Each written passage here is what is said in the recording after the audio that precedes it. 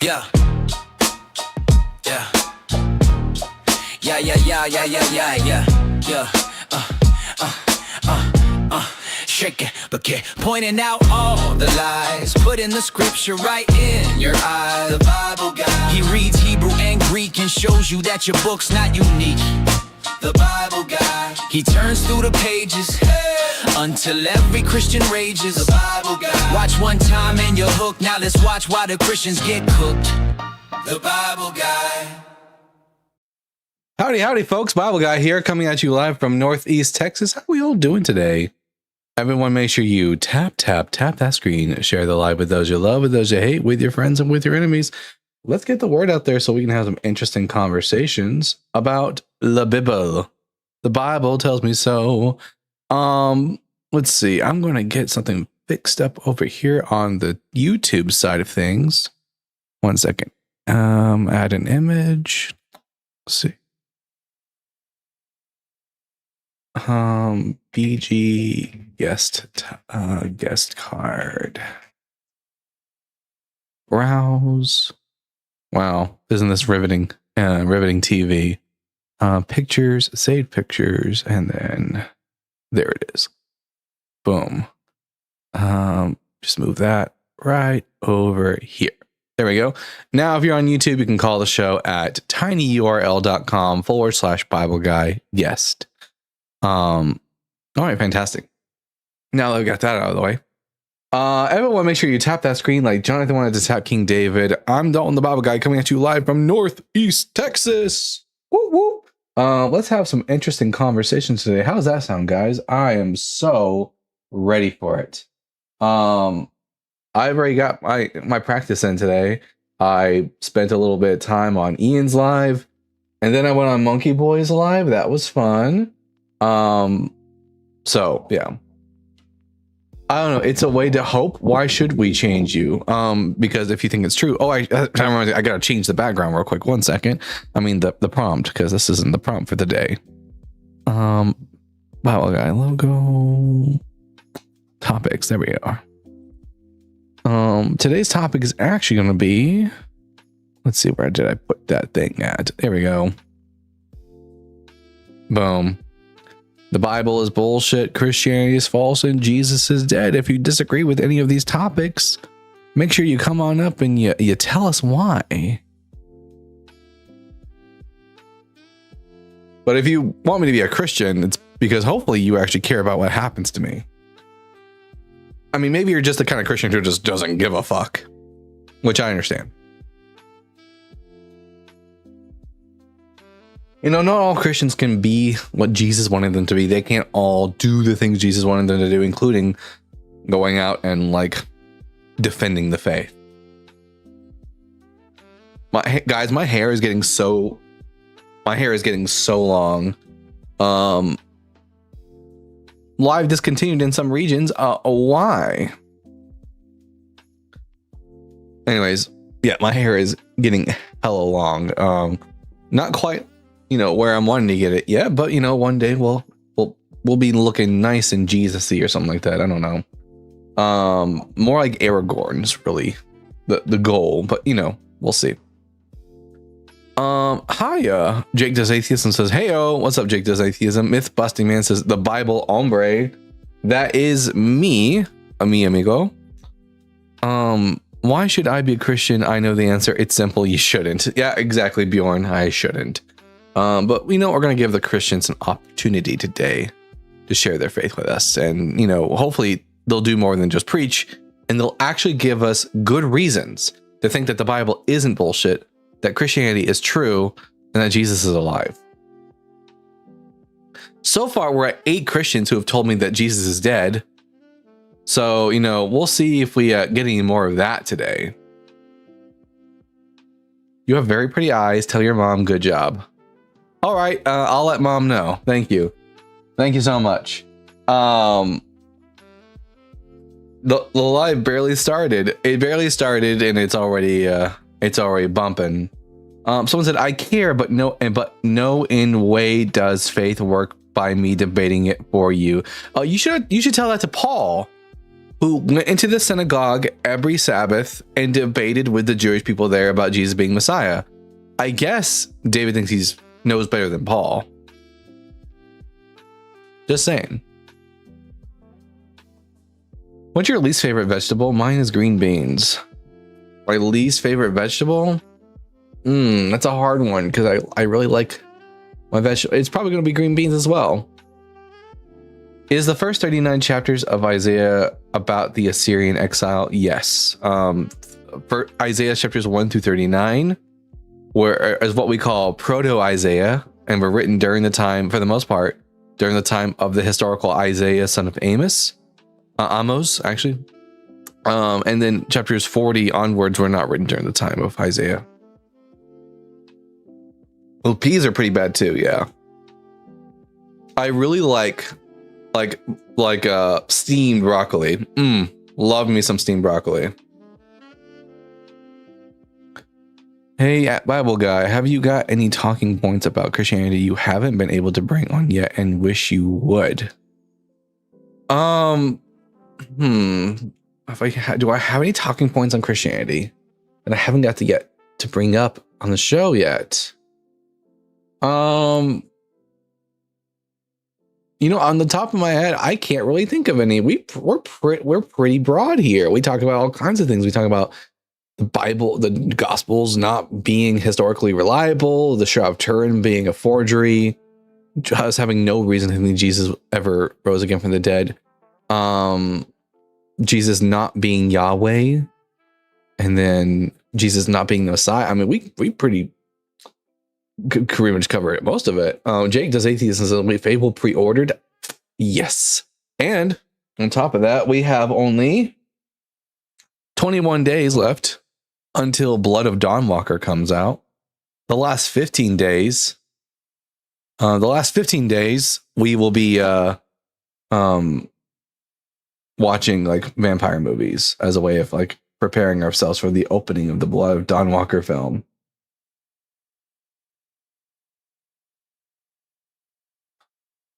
So the microphone is worse than you remember.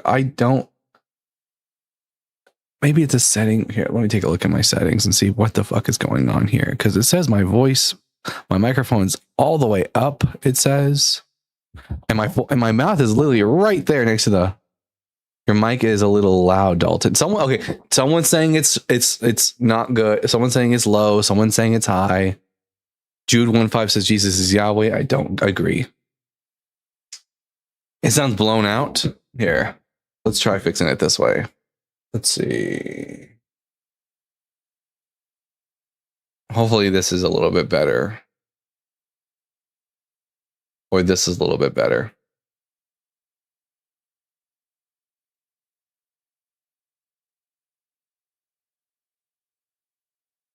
Much cleaner. All right, fantastic. On YouTube, you guys let me know if you're able to. I got kicked off the TikTok stream. Why? This live contains content that is not appropriate for viewers in your region. Well, ain't that some bullshit, Bjorn? Anyways, Christians. I think the Bible's bullshit. The Christianity is false, and Jesus said, if you disagree with any of these points, then request on up and let's have a conversation.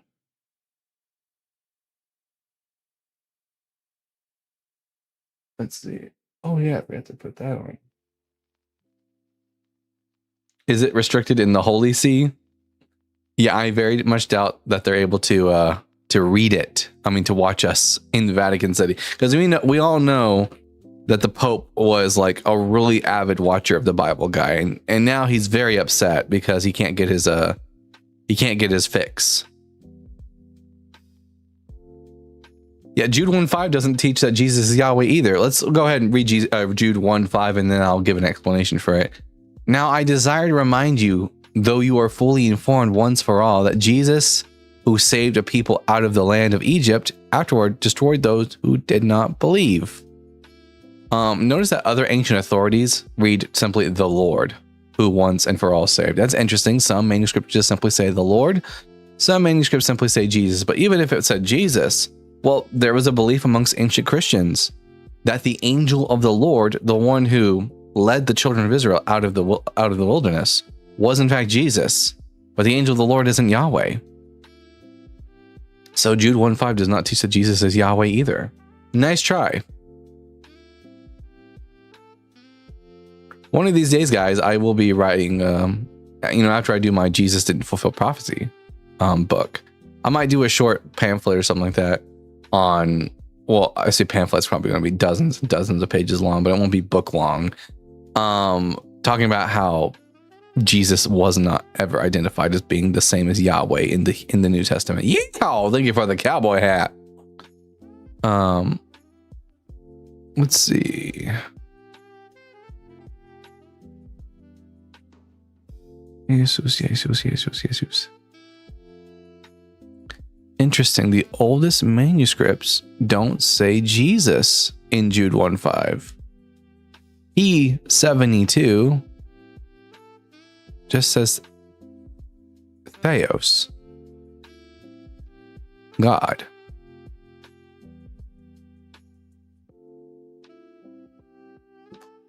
Digging the soft jazz. Hello, Nerdy Unleashed. Can you explain the Jesus grandfather contradiction? Yeah, so if you read the Gospels of Matthew and Luke, they each give us a genealogy for Jesus. One of those genealogies tells us that Jesus' grandfather's name was Heli, while another one tells us his name was Jacob, because obviously the Gospel authors are not consulting with one another, and they're each giving their own made-up genealogy of Jesus. One from Solomon, one from Nathan, and one goes all the way to Joseph from his father Heli, while the other one goes to his father Jacob. Now, Christians will make the claim that the Gospel of Luke's genealogy is the genealogy of Mary, but the text never says that. They have to insert that into the text where it's not there. But yeah, quite simply put, yeah, it doesn't say anything. It just says that they're both the genealogies of Joseph, and they give Joseph two different daddies. And who knows, maybe Joseph's family was super progressive in the 1st century CE, but I doubt it. Hello, lovely Lou. Good to see you here. How do you do? Is Mary's lineage ever mentioned? It's never mentioned. It never tells us who her ancestors are. You too. I love you too, Lou. Let's see. What's good, everybody? What's good? Not God. I'll tell you that much. Christians, where are you? Wherefore art thou, Christian? The panel is open to you. If you're a Christian on YouTube and you'd like to call in, make sure you call it at tinyurl.com/Bible Guy Guest. And you can come up here and have a conversation with me as well. If Jesus could only have used ancestry.com. Right. A few more problems. I don't know if I guess, okay. Yeah, but his ancestors would also have to be in the records. So it wouldn't just be fixed if he had access to it. If you put a pentagram on your background, I bet they'd flock. That's why I got this up here.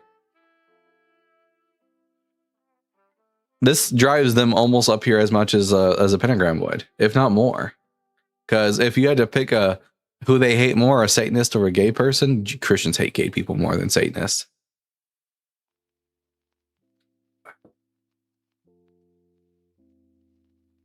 And the Christians who are watching right now, no, you don't actually love them. You do, in fact, hate them. Your actions speak louder than your words. You are too amazing. You are too. Have you read Jaron's Christ Before Jesus book? I haven't. Not yet. Me and Ashlyn were talking about buying a copy and reading it together. Put on the makeup filter as the final touch to draw in their bigotry. Sure, why not? Fuck it. Where did I put that makeup filter? There we go. Read it live for us. I don't know if that's legal. But we might do a reading like on the Discord for book club. That might be a possibility for sure.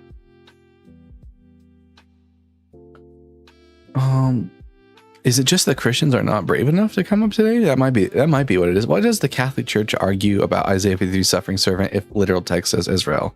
How they try argue about it? Thanks. The Catholic Church, Catholic apologists. Oh, gotcha, Lou.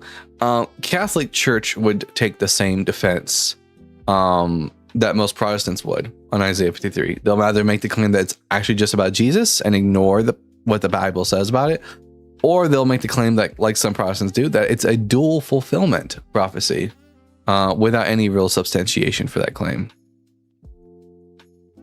That red suits you so well. The red is it's a Dr. Pepper shirt.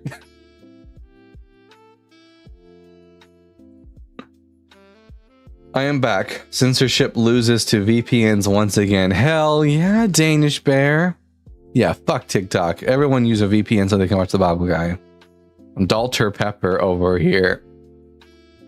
The lip color. Oh, yeah. Thank you. It matches the Dr. Pepper. It's so funny.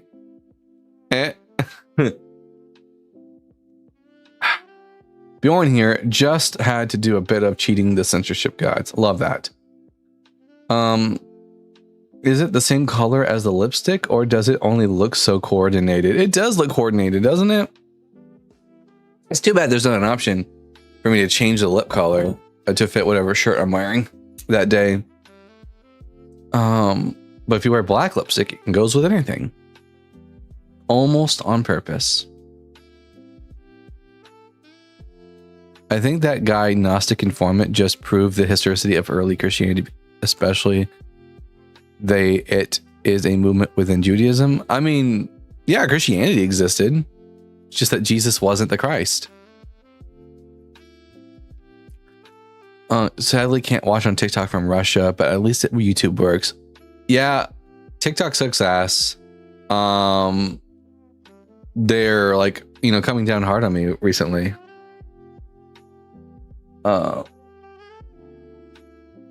I wish I had other options, but sadly, the majority of my callers, they come from TikTok. But not all of them. If you're on YouTube and you want to call into the show, make sure you call in at tinyurl.com/Bible Guy guest. Yeah.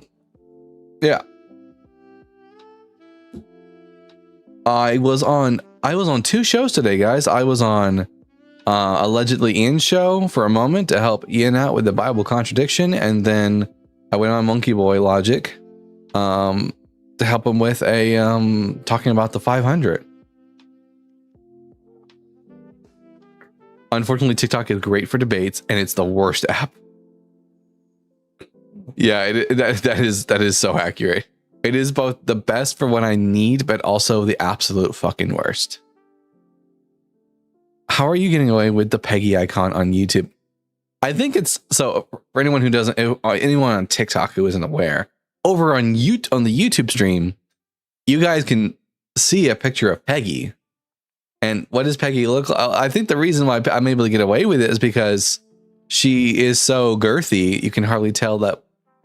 And then her look like boobs, so it's hard to tell that she's meant to be a strap-on. Best and worst at the same time. Yeah. Historicity of early Christianity. So what? The Havamal proves the historicity of Norse mythology. Does that make Thor real? Right? Proof for the religion existing is not proof that the religious deity exists. Peggy is just cartoony enough to not be flagged. Yeah. I designed her well. I did that on purpose. Peggy is only visible to true believers. No, not this again. Not this. Hate speech on the app, but gives me a warning for it. Oh yeah, I know. You just know if someone comes up here and starts yelling the N-word, TikTok won't give a shit.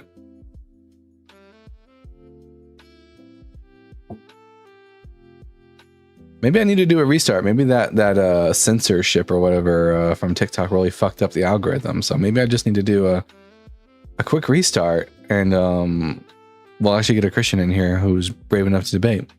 So yeah, here, let's do that. Fucking TikTok, I swear.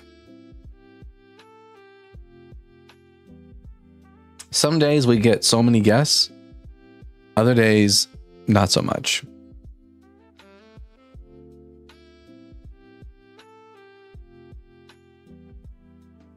Do you know anything about this Christian genocide? I can only find info on Christian blogs and yeehaw, thank you for the cowboy hat and Fox affiliates. It's probably bullshit then.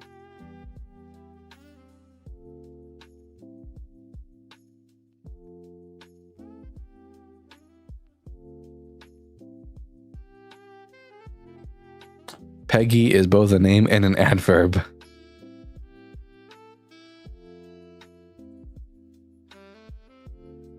Did you watch the EDP documentary? I don't even know what EDP is.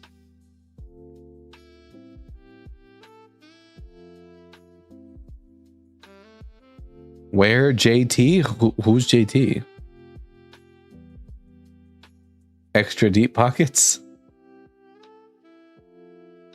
I don't know. Christians are very horny for persecution. They love the idea that they're being persecuted.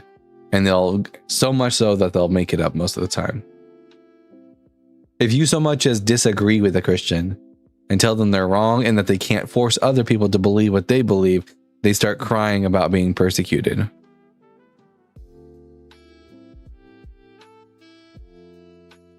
EDP 445, no idea what that is.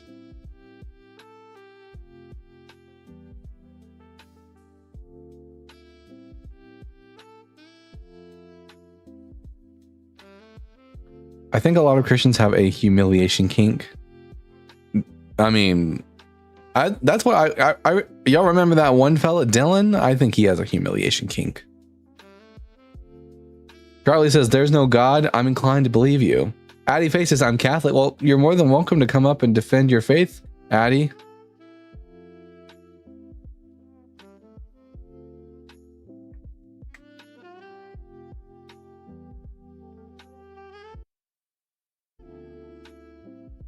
Did you like the movie Passion of the Christ? When I was younger, I did. As an older individual now, older and wiser, I now see that the Passion of Christ is really anti-Semitic, first and foremost, and heavy on the blood gore. Do you know what Catholics are? Addie, not only do I know what Catholics are, I'm an ex-Catholic. I used to be Catholic. I have no problem with you believing in God, just don't push your religion on me. Think you meant religion? I agree. If you believe in God, don't push your fucking religion on us.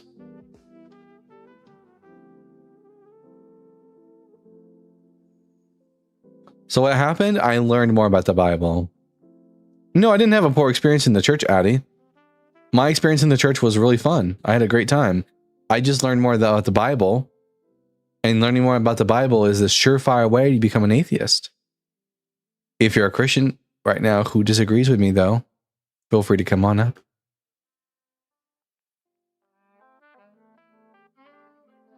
Addie, has nothing. My leaving Christianity has nothing to do with the church. He just likes Peggy more. You know, I do love Peggy. And Peggy loves me. She loves me all the time.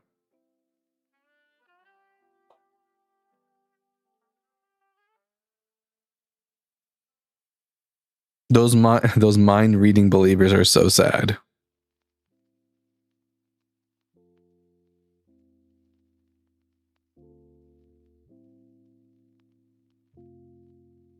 But Addie, would you like to come up here and give me a reason to think that Catholicism is true? Like, I'm not a Christian anymore. You could convince me. Who knows? I became an atheist the minute my father told me he was Santa Claus. I mean, there really is no difference between Santa Claus and God. God really is just Santa Claus for adults.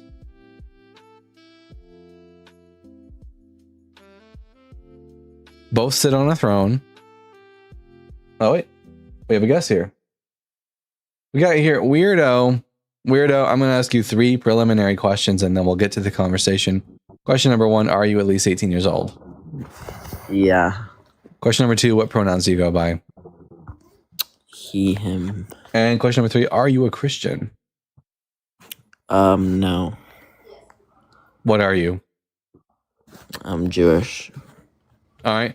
I guess then we can talk about number 1, that the Bible is bullshit. I agree. You agree that the Bible is bullshit?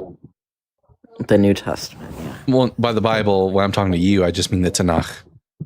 Oh, yeah. No, it's not bullshit then. Yeah. The reason I think the Tanakh is bullshit is because it contains contradictions, failed prophecies, scientific and historical errors. Okay. Why can't dialetheism and I guess Judaism be like mutually compatible? Because atheism is the lack of belief in a God. Judaism believes that Yahweh I said is God. I said dialetheism. Dial atheism? Was that when you, Dialetheism is that when you worship a phone? What is that? No, it's a belief that operates under paraconsistent logic.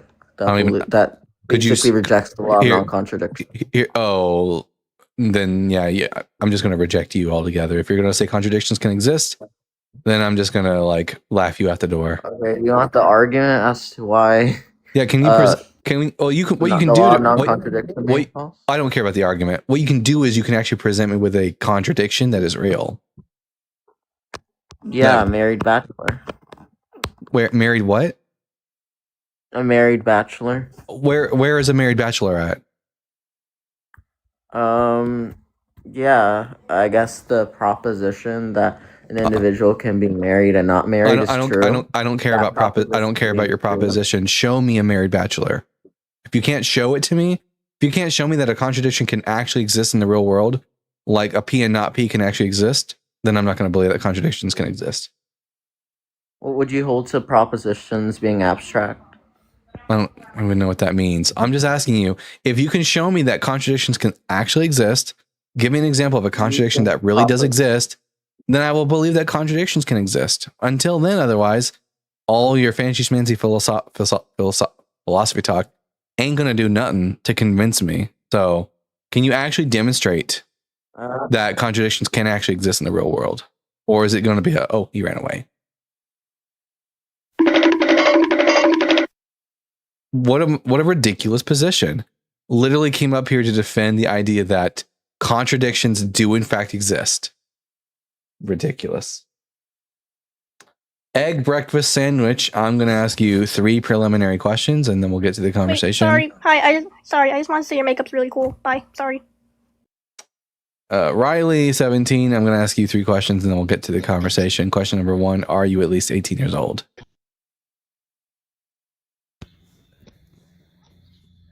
Hello?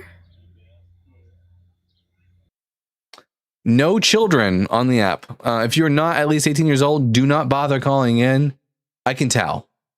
And I don't want to talk to you. I'm not a priest. Jeremy's coming up. Jeremy, Hello. are you at least Hello. 18 years old? I am 19 years old. And what pronouns do you go by? I go by he, him. And are you a Christian? Yes, sir. It is not I who lives, yet Christ who lives in me. Nice. Anyways, I'm Dalton the Bible Guy. I think the Bible's bullshit, Christianity is false, and Jesus is dead. Which one of these 3 topics are you going to want to talk to us about? Honestly, it's kind of along all 3 topics, but it's more about I see the pride flag. I see, and I respect it. I'm not against it. I say go do what you want to do, right? I'm one who spreads love. I'm sorry, pride flag and gay stuff isn't one of the 3 topics. I know. I was just saying that's not one of my topics. I'm just saying my topic has to do with all 3 of them, and my topic is about love itself, like through the Bible. Oh, okay. You think the Bible presents a loving God? I believe that even if it is real or not real, the sense of Christianity, the sense of the Bible, it teaches love. It teaches how to love. So you don't have to be religious to believe. Okay, so Or read. I'll make my argument here. Jesus taught us to keep the law of Moses. The law of Moses does not teach love. Jesus also taught that even if we go against the law of Moses, he will still love us. No, he doesn't say that. Where did Jesus say, even if you break the law of Moses, I will still love you? Go ahead, show us that. I would have to pull up my Bible. Yeah, do that. I got a Bible right here. I can pull it up. You have the Right, if one you have moment. the you have the chapter and verse. I will find that for you. Give me one moment. Guys, I just sent him on a goose chase. Doesn't exist.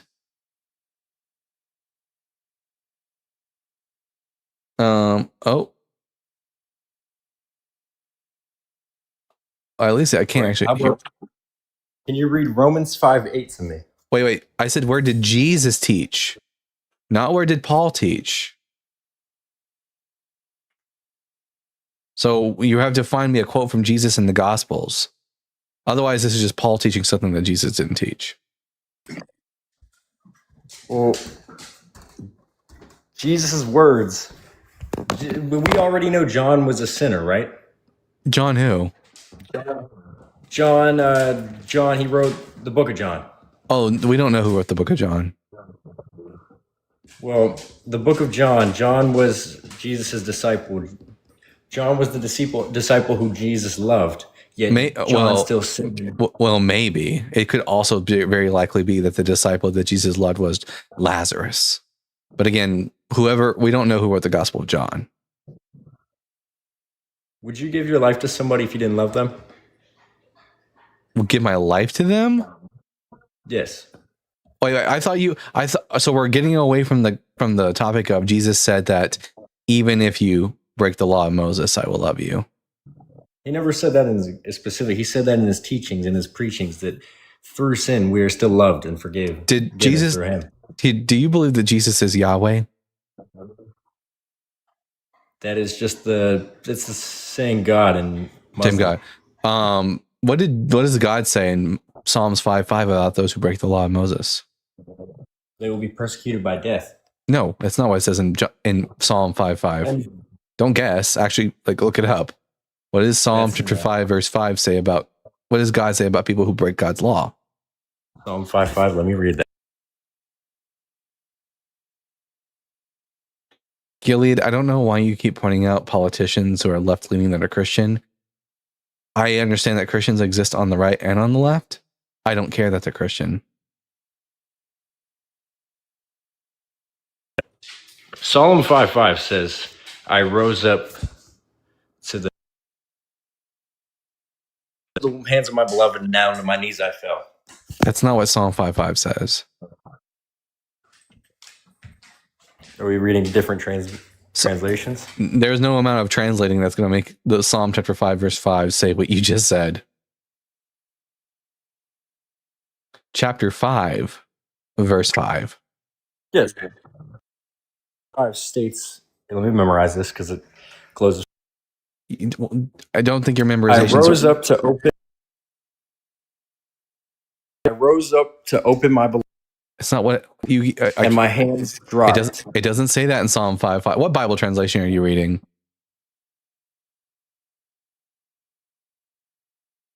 I apologize. I opened the wrong Psalm. I opened the Songs of Solomon. But I understand.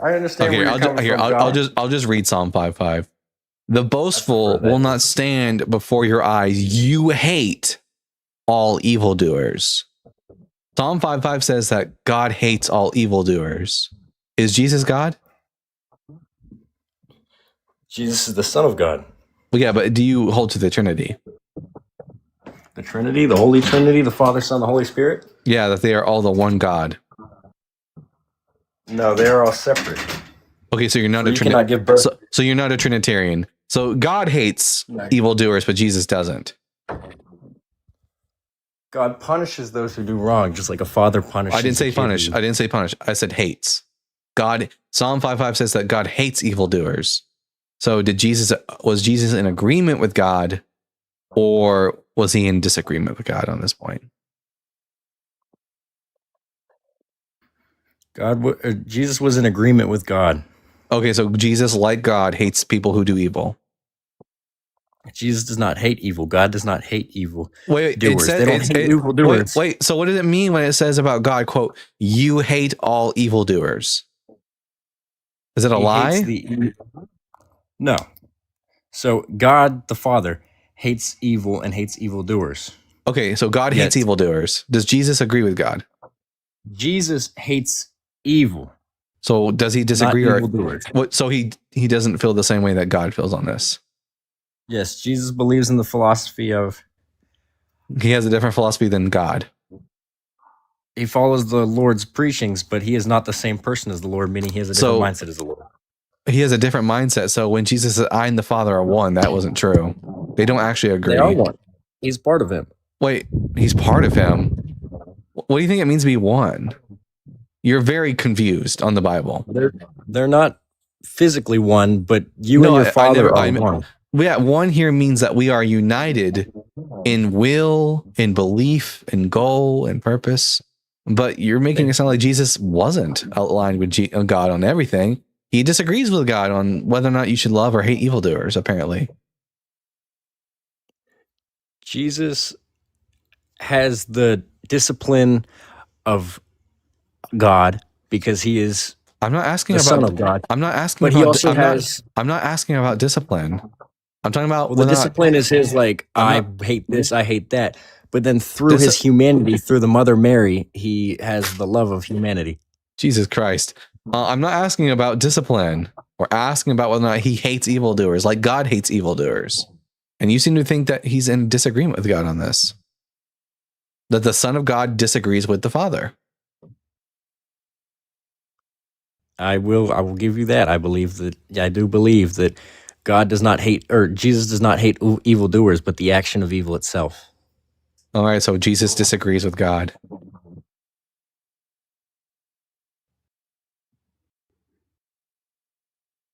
It doesn't have to necessarily be a disagreement. It They're does. both agreeing. No, if one person says I hate this thing, and then one goes I don't hate this thing, then they disagree. God still loves everybody through evil. Nope. It says that he hates evildoers. It also says that he knows every hair on top of your head. So I can know how many hairs on your head and still fucking hate you. So how many hairs are on top of my head?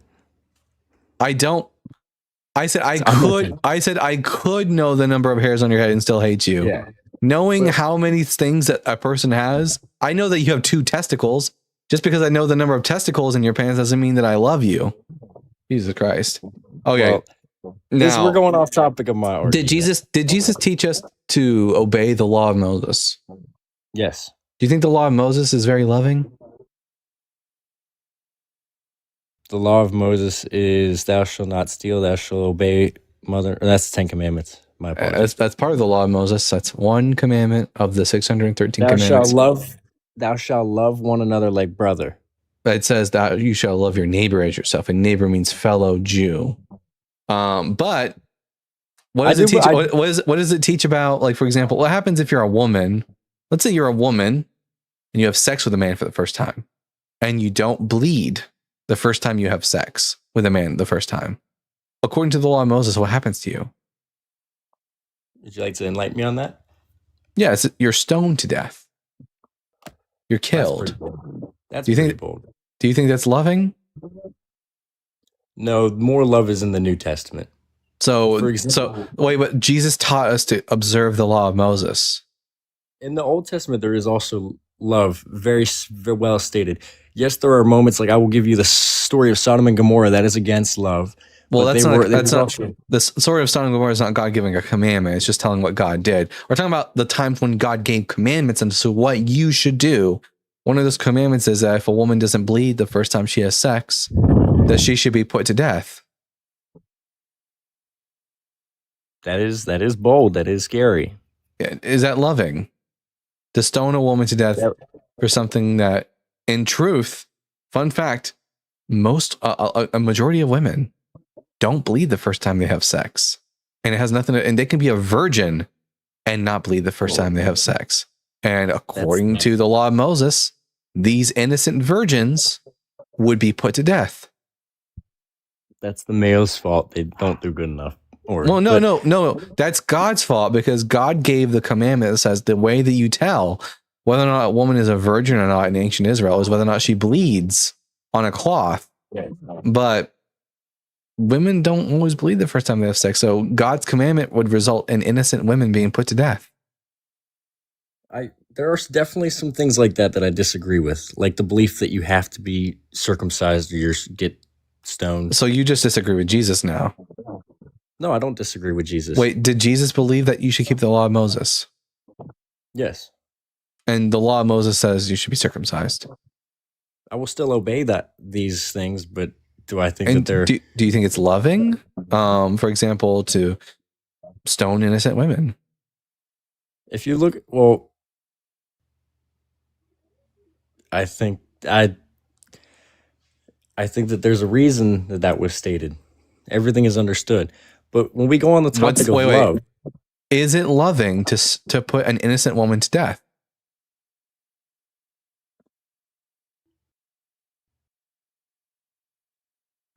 Who is throwing thy stones? If one without sin is throwing these... That's John. Don't quote John chapter 8. If you would know anything about the New Testament, you would know that John chapter 8 is a later addition, that the original Gospel of John doesn't contain the story of the adulterous woman. So let's excuse that for a moment. Now, Jesus taught us to keep the law of Moses. The law of Moses says that innocent women should be put to death. Is that loving?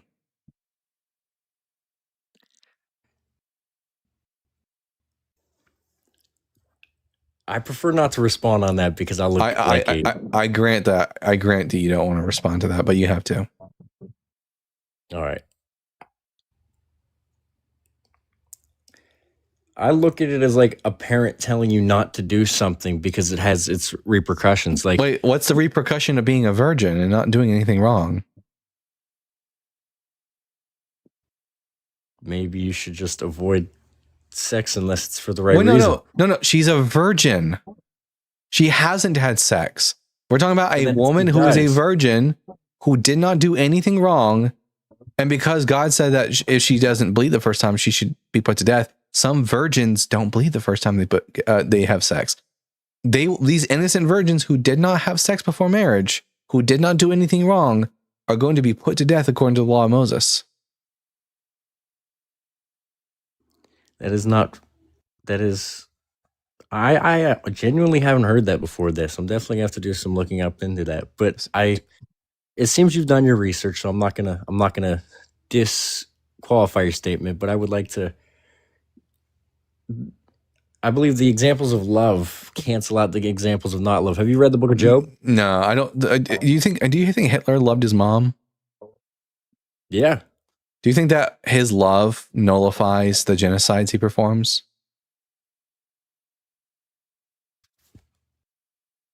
Now I feel like we're trapping me. No. Okay, but God can do loving things. Does that nullify when he performs a genocide over a people group? Are you aware that God did genocides? Sodom and Gomorrah.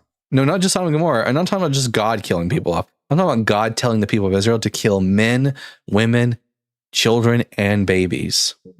Babies who didn't do anything. God told the Israelites to kill babies. I know God told the Israelites to kill the Palestinians, right? No, Palestinians didn't exist at the time. The Amalekites existed. But yeah, he told them to kill the Amalekites, including their babies. Just wipe them out. Is that loving? That was back during the Jewish time when... Yeah, wait. It doesn't matter. Wait, does the word love change all of a sudden when it's a Christian era? Like, love doesn't mean the same thing in the Old Testament as it does in the New Testament. Love, the meaning of the word love changed. So now it's loving to murder a bunch of babies, but in the New Testament it's not. So love means the same thing. It's targeted towards a different audience. Okay, back in the Old Testament, is it loving to targeted? Is it loving to? Is it loving to murder babies?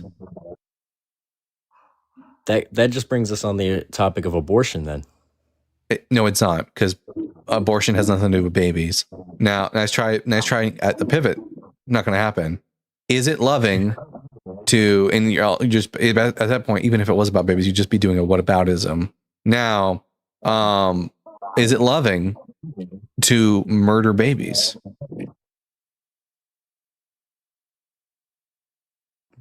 Was God killing the babies? God told the Israelites to kill the babies. So he didn't perform the act. Wait, would you be against it if Yahweh himself killed a baby? He would be committing the sin. Okay. What happened to David's kid? David, which David? King David? The only David mentioned in the Old Testament. What happened to his baby? Yahweh killed it. What was his reasoning? Because David committed adultery with somebody. So wait, now it's okay to murder a baby if someone commits adultery? That's loving now? It's loving to kill the baby because someone else did something wrong? No. Adultery should never happen. No baby should be killed. No baby should be killed, but Yahweh killed the baby. The punishments were in place before the act was done. No, David, the punishment was given to David after David performed his sin. There was no statement before David. God didn't go to David and goes, David, if you do this thing, I'm going to kill your baby. No, David did the sin, and then God told him, I'm killing your kid.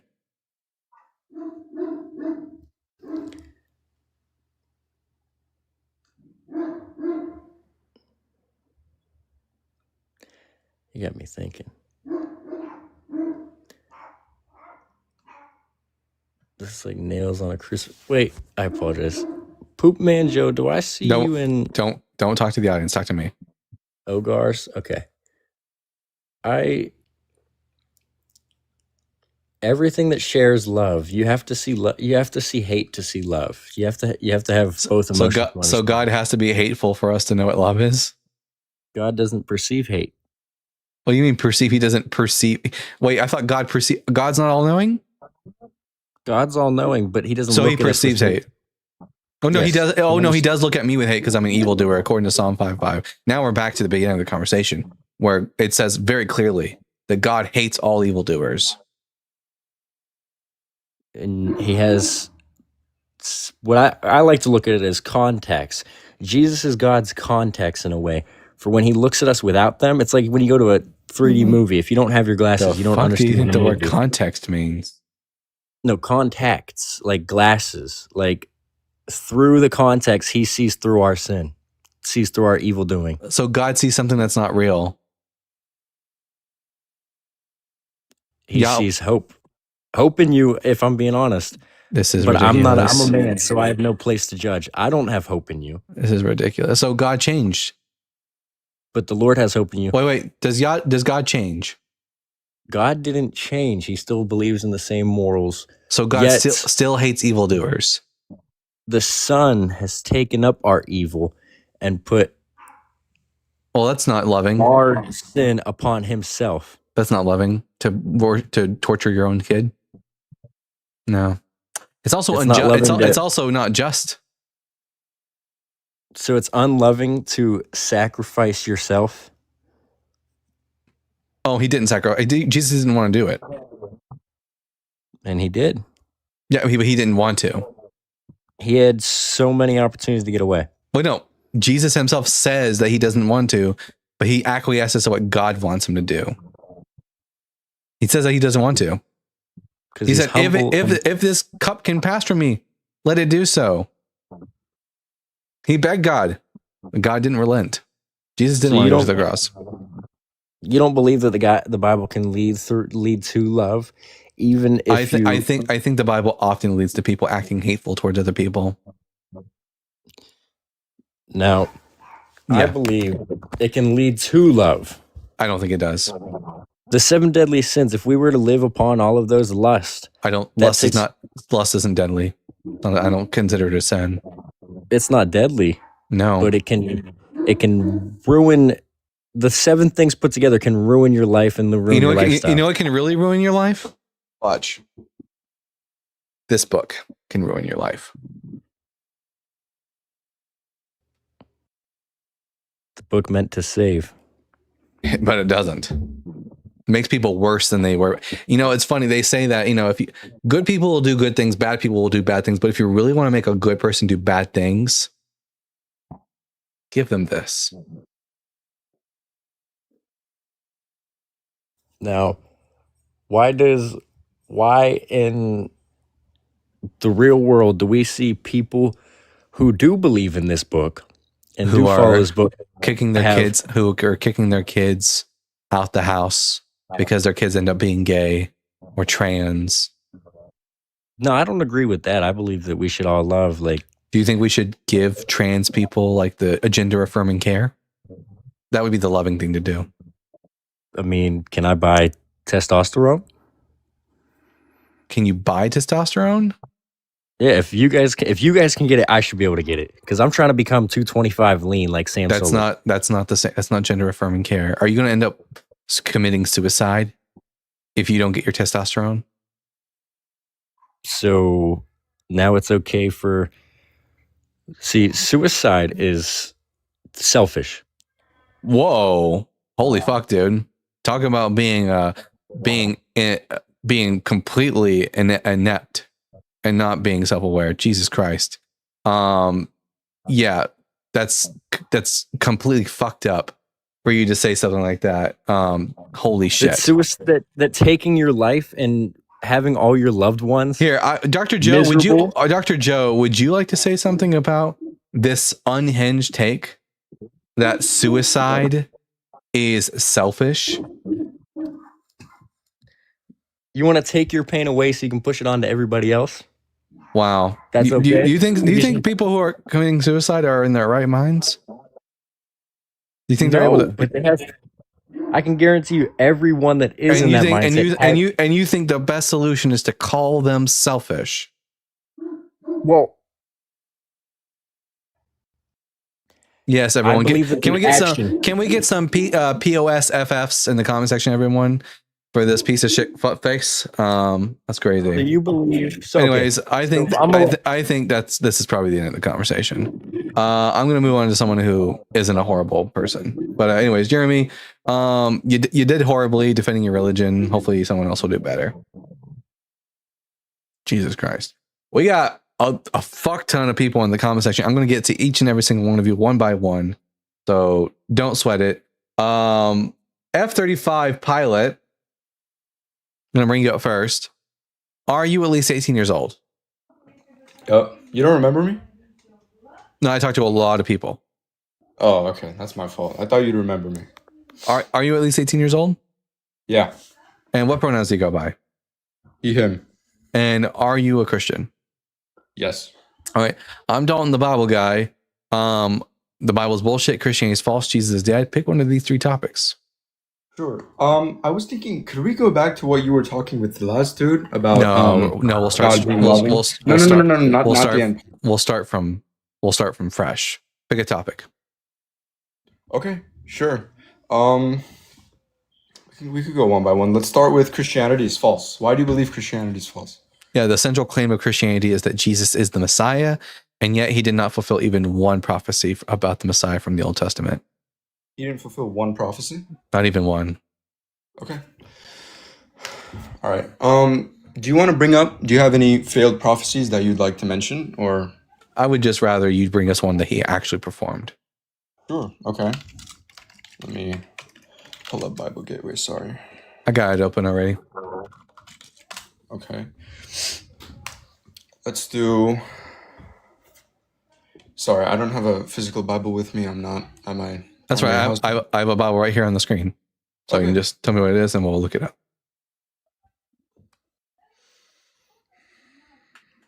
Pull up Micah 5:2.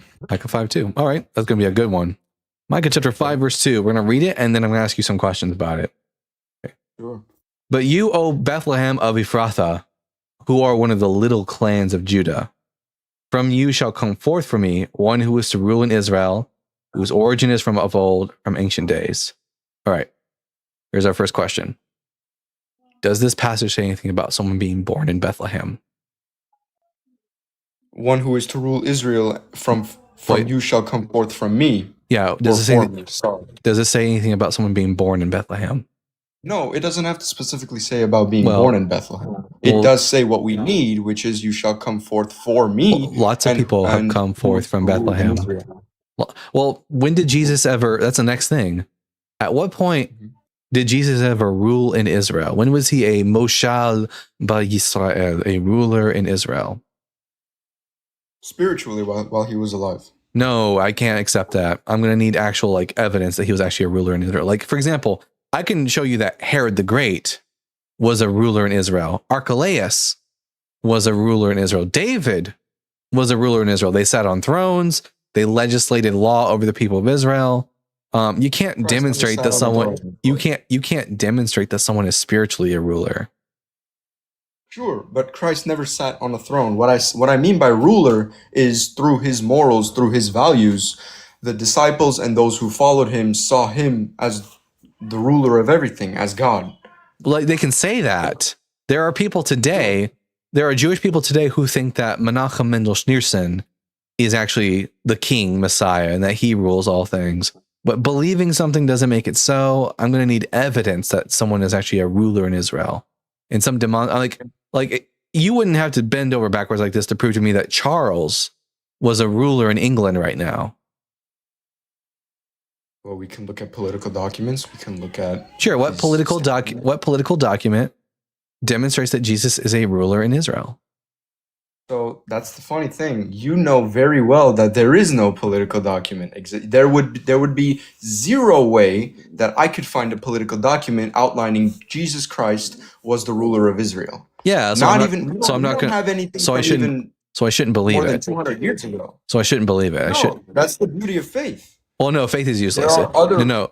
Faith is useless if you're the kind of person who actually wants to believe as many true things as possible and disbelieve as many false things as possible. Because there are people like you who have faith and it leads them to one conclusion, Christianity. And there are people who have faith and it leads them to another conclusion, like Islam or Judaism. You can't all be right. So if faith can get you to the truth and to something that's false, then faith is no better than flipping a coin. I'm going to need something a bit more useful for getting to the truth than just faith. What else would you want me to provide you? Evidence. Because I believe Evidence. evidence. You have the Holy Bible in front of you. The Bible's not evidence of anything. How many scholars have verified the Bible? How many scholars have verified the Bible's not true? Tons of Has them. history verified the Bible? Has history books gone against the Bible? Would the Bible be I actually have a history book on my shelf right now that demonstrates a contradiction with the Gospels. So that's not going to help you. Does it? Yeah, it doesn't help you. I'm asking you, does it? Does the history book have contradict the Bible? Does the history book on your shelf, does it refute the Bible? Yes. Open up to a page. Yeah. It's going to be book 17 and book 18 of Antiquities of the Jews by Flavius Josephus, wherein he tells us about the history of the Herodian dynasty, its fall, and the subsequent annexation and taxation of the people of Judea under Quirinius, which demonstrates that Jesus could not both be born during the reign of King Herod the Great, like Matthew says, and born during the time when Quirinius was governor of Syria, like the Gospel of Luke says, because Quirinius did not become governor of Syria until after Herod was already dead. Oh shit.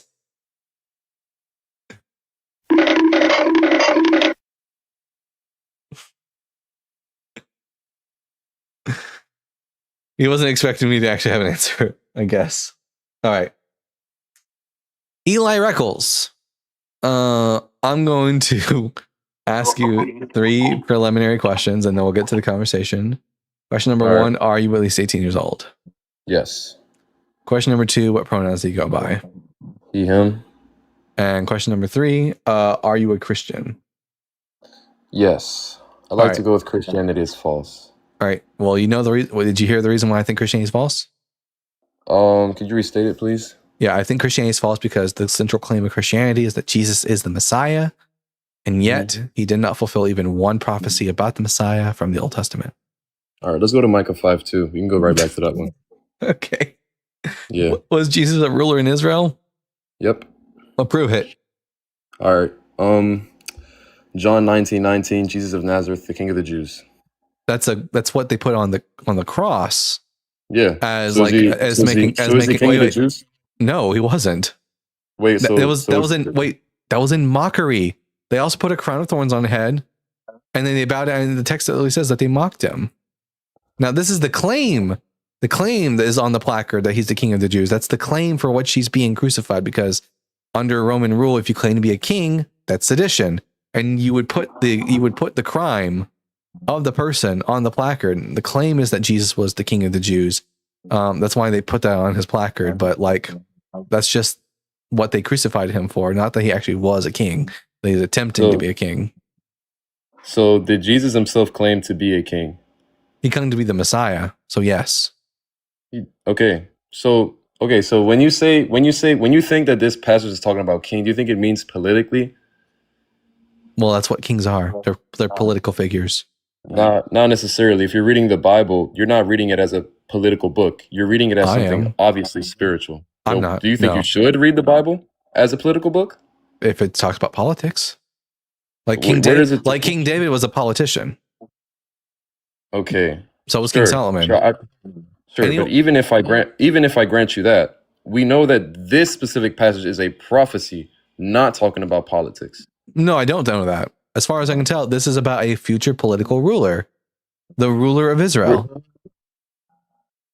Okay. I would say no, because Jesus says that he is a king himself. Well, Jesus And makes that he claim. says that- Jesus makes that claim. Yeah, But and he where- says that but his where- kingdom is but- not of this earth. That's his kingdom exactly is not of this exactly what I would say too if I wasn't actually a king. But what in Micah 5:2 would lead me to believe that this king is not meant to be a political ruler? You're not supposed to interpret. Okay. What about it does it say that it is supposed to be mentioned as a political ruler? Well, no, if it doesn't, the word ruler, to rule in Israel, people who rule in Israel are people like David and Solomon. So if you're going to make me think that this is something special other than what the text just clearly says, I'm going to need good reason. And just a guy claiming that he's a king and that his kingdom's not of this world, not very convincing. Okay. So Like for once example, again, you didn't demonstrate if the anything in the if the text. argument doesn't work for disproving that Menachem Mendel Schneerson is a king, then it's not going to work for convincing me that Jesus is a king. Like, do you accept the claim that Menachem Mendel Schneerson is king of the Jews? I guess in the political sense, sure. Well, no, he's not a political king either. He's not a political king. He never ruled over the people, never did legislation, never sat on the throne. He was a rabbi from the 1900s that people thought was the Messiah. There are people today who still think he's the Messiah, even though he died, just like Jesus. And they call him the Melech HaMashiach, the King Messiah. Hmm. So is there any evidence that Jesus is more of a king than Menachem Mendel Schneerson? I'd say that he says that his kingdom is not of this world. And so That's would the what he Rebbe. says in John And 18:36. the Rebbe's kingdom is not of this world. It's heavenly. But Jesus, and whoever that guy is that you mentioned, I'm gonna be honest, I don't know much about him. I would say that Jesus is much more reliable, unless I'm proven otherwise. Why is Jesus more reliable than the Rebbe? Because of his character. The Well, Rebbe's character, according to the Bible, the unless Rebbe's you wanna say the character, Bible's false. the Rebbe's character. What makes his character more better than the Rebbe's character? That's exactly what my point. I don't know anything about his character. The so I wouldn't be Rebbe able was to tell you. a good Torah observant man. He was very honest, very loving, very caring, just like Jesus. So based on his character, do you think he was telling the truth? No, I don't assume that people are telling the truth when they make the claim that they're a king of another like plane of existence. That's why I don't think the Rebbe is the king. I don't think Jesus is a king. Okay, so it's really based on how you're seeing it through a secular pair of glasses, obviously. Yeah, you aren't able to actually demonstrate in any real way that Jesus is a king. You just have to make claims about him being a spiritual king, but you're not able to like demonstrate any of these claims. Demonstrate that he's a spiritual king according to the scripture. Well, no, you've demonstrated that the scriptures make the claim that he's a spiritual king. You haven't demonstrated that claim to be true, though. How am I supposed to demonstrate that claim to be true? It's not my job to figure out. It's your job to figure out. You're the one making the Okay. claim. It's your You're- burden to like give the evidence. It's not my. I can't do your homework for you. Okay, you're asking me to demonstrate a spiritual king when spiritual obviously means something outside of the physical realm. So you're But so when you're Jesus- just but so you're admitting that you have an unfalsifiable claim. no, that's not what I'm saying at all. So there is a way I'm to saying- So what would be the way to falsify your claim? Can you run that by me again? How would we show whether or not your claim is true or false? I would say if it would all be based off the character of Jesus. It would all be based off his character. Can we trust Jesus as a reliable source when he No. tells us that He his lies. kingdom is not of this world? No, I can't trust him. How He do you know? lies. Why can't you trust him? Yeah, he can't even he lies. Can you trust a liar? Okay, can you substantiate that? Yeah, for example, Jesus makes a claim that no one has ascended into heaven except for him. Is that true? Not necessarily. Okay, so tell the truth. Are you gonna pull up the verse? Yeah, John 3:13. Jesus says, and I quote, "No one has ascended into heaven except the one who descended from heaven, the Son of Man." Is this a true statement or a false statement? It's a true statement. So you don't know who Elijah is.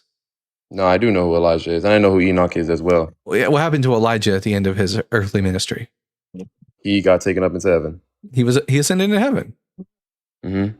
So when Jesus says no one has ascended to heaven, that's not true. No, it is. It is true. No one has ascended into heaven, but Elijah has ascended into heaven.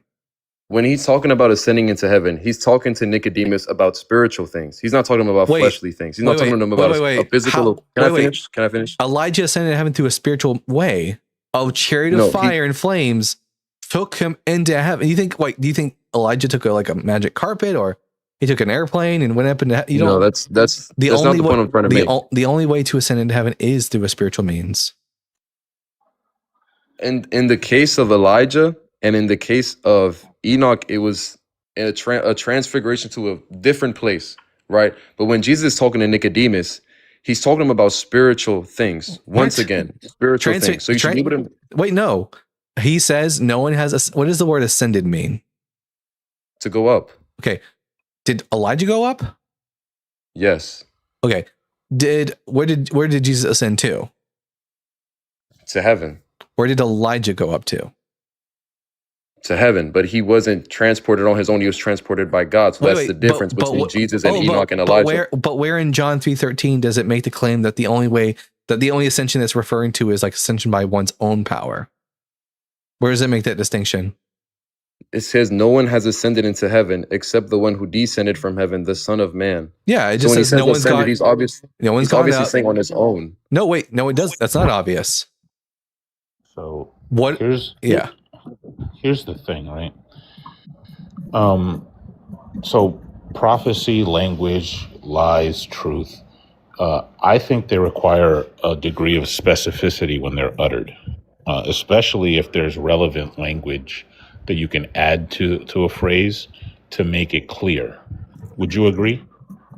Talking to me? Yeah. Can you repeat that one more time? I was not paying attention. Sure. I thought you were talking to the host. No problem. Yeah. Cool. So I think specificity is required when you're talking about prophecy and making specific utterances about heaven, how all of these things.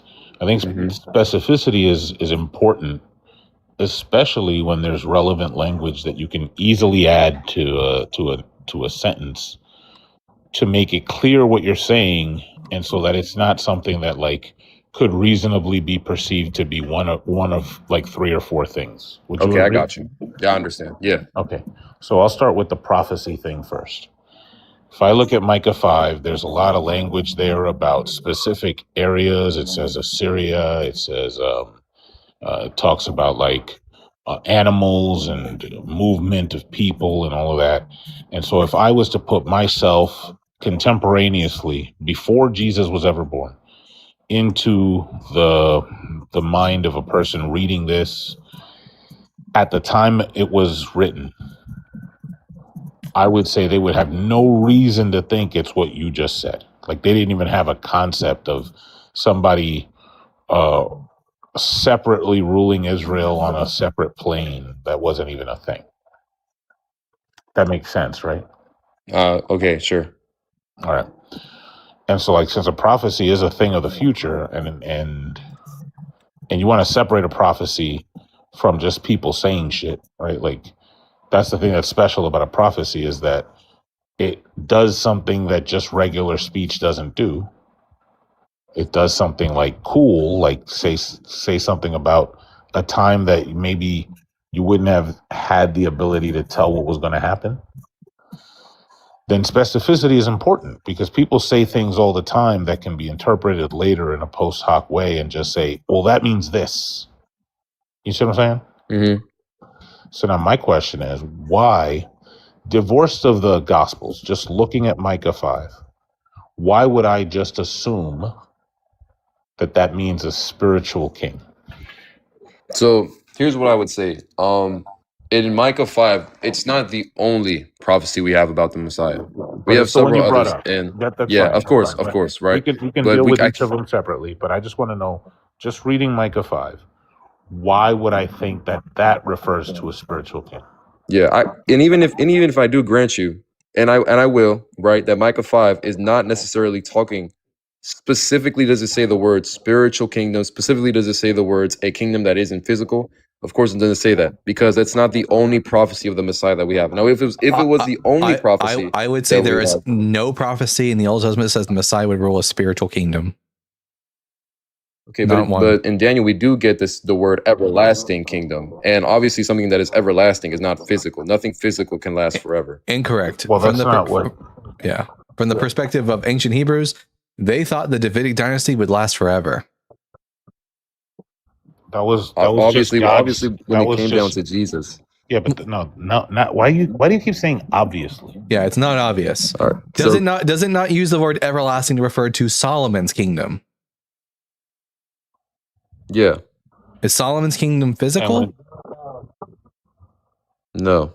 Wait, no, he didn't sit on a throne. Wait, yes. My bad. My bad. So physical kingdoms can be everlasting according to the Bible. Yeah, but this is why it's important to make a distinction when it's talking about Solomon's kingdom. It's also I would say okay. Solomon's kingdom and Jesus' kingdom are Solomon's kingdom and Jesus' kingdom are supposed to be one and the same, because Jesus is a king from the from the lineage of King David, and in fact, that's kind of the whole point of Micah 5:2 when it talks about that this person goes forth from Bethlehem. It doesn't even mean that they have to come forth from the village of Bethlehem, because it doesn't mention the village of Bethlehem. It mentions that they go forth from the clan of Bethlehem, a clan which is from old, from everlasting. The only forever who nope, all that's capital letter stuff and the nonce is you're about to be muted.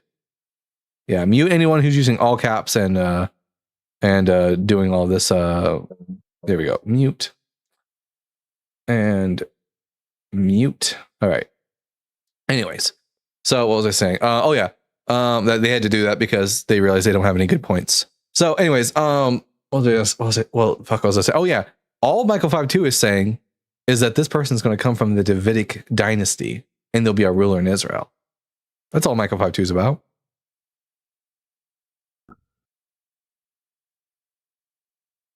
It's not about someone being born in the village of Bethlehem. It's about someone coming forth from the clan of Bethlehem, a clan that is from ancient times. But so, okay, I had got confused on when you said Solomon's kingdom because I wasn't familiar with the terms, but that could all just mean the same thing. Solomon's kingdom, David's kingdom, all goes down to the descendants of Jesus. Yeah, and that's a physical kingdom on earth. Yeah. So, yeah. And did Solomon rule from a throne and legislate over the people of Israel? Yeah. All right. Jesus didn't know. Okay. Yeah, but then here's the thing. I say that's where the difference comes in, where Jesus did not come with a physical, like things change with Jesus. Of course, things change. That's the claim. But like, if someone wasn't actually a king, they could make the same claims, couldn't they? They could just say, it's like saying, "Hey, I got a girlfriend. She goes to another school. Yeah, my kingdom. I'm a king, but my kingdom's not of this world." Here's a question. Let's say you didn't already believe that Jesus was the Messiah. Mm-hmm. Do you think that this prophecy about like a king and then the apologetic that's like, well, it didn't mean that, do you think that should be convincing? I'd say that when you're debating with someone about scripture and about what scripture says, you should be willing to not be looking at everything scripture says through a secular pair of eyes. I didn't ask you about a secular pair of eyes, because look, here's the thing. I could just look at like, if I wasn't looking at it through a secular pair of eyes, I would be a Christian, right? Like that's just a silly request.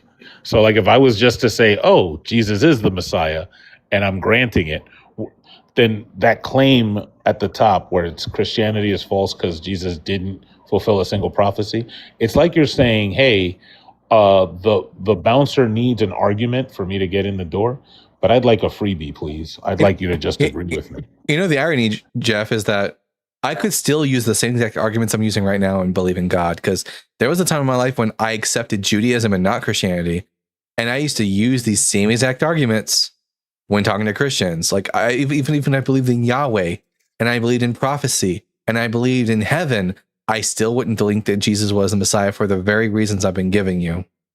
So the Hebrew Bible never says anything about the Messiah coming from a spiritual kingdom. Bad, what? Oh, I could use all these same arguments. I could use all these same arguments, even if I believed in your God, and if I believed in the Old Testament, because I could just say, listen, the Hebrew Bible never says anything about a spiritual kingdom, which is why I don't believe in it.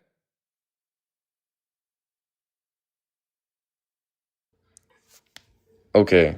So when God tells David that he's going to establish a spiritual kingdom that'll last forever. Whoa, he doesn't say spiritual. He doesn't say spiritual kingdom. That's where you're wrong. Okay. He says that Solomon's kingdom would be everlasting. Yeah, okay. So his kingdom will last forever. So what is that kingdom now? What do you think that kingdom is now? That's been talking about the entire Bible. All that's required is for a descendant of David to always be alive to assume the throne at any given moment.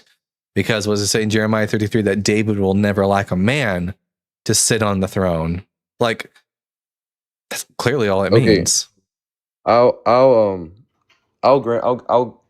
explain it the reason as to why I believe it. The reason as to why I think that Jesus completed this prophecy. Because here's the distinction I make. So when Jesus is king, or when Jesus claims to be a king, I believe that, of course, yeah, I believe that. And then Jesus furthermore goes on to say that he doesn't leave us alone when he sends into heaven, but he leaves us with the comfort of the Holy Spirit, which lives on inside every Christian. Can you prove that anyone actually has the Holy Spirit? No, I can't prove that to you. Okay, how about instead of just assuming that what Jesus said is true? Because we don't. If you just quoted the New Testament, I mean, I believed you. It's because I would be a Christian. But like Jess said, I'm not a Christian. I don't believe you have the Holy Spirit. You would have to find a way of demonstrating that to be true. Yeah, I know this, and I'm just telling you that this is why I believe it personally. Because I know, but it's not a good reason though. Yeah, okay. It's the reason why it's the reason why I left Christianity for Judaism before I left Judaism for atheism. Mm-hmm. Because Jesus didn't fulfill any of the prophecies. A single one. Not a single one. Okay. So do you want to move on from Micah 5 too? Because I feel like we just disagree on that. Sure. Let's see if you got. Bring us the best one, the absolute best one. Well, think about this before you give us another prophecy. If this was the same kind of language, and there was a different religion, and they said, "Hey, it says they're going to be a bishop or like a general or whatever," and then somebody said to you, "Well, no, this other person was a spiritual general for another religion," would you say, "Oh, now I believe in two religions"? I would say no, because there hasn't been a case like that. I didn't ask you about if there has been a case like that. Right? Has there been, yes or no? Yes. But my question is, if somebody just said, "Hey, it's a spiritual ruler for a different religion," would you then say, "Well, now I'm a Christian and whatever the fuck that is"? I mean, I guess I'd have to look into that. I feel like it's a very broad question. Just be very honest, because I'm being very honest. Hold on, really quick. I'm gonna be very honest with you right now. If you want me to be very honest with you, there's nothing in Micah 5 that says spiritual. There's nothing in. That's because Micah 5 is not to be read alone. I don't know what that means. There's no passage in the Hebrew Bible that says the Messiah has a spiritual kingdom.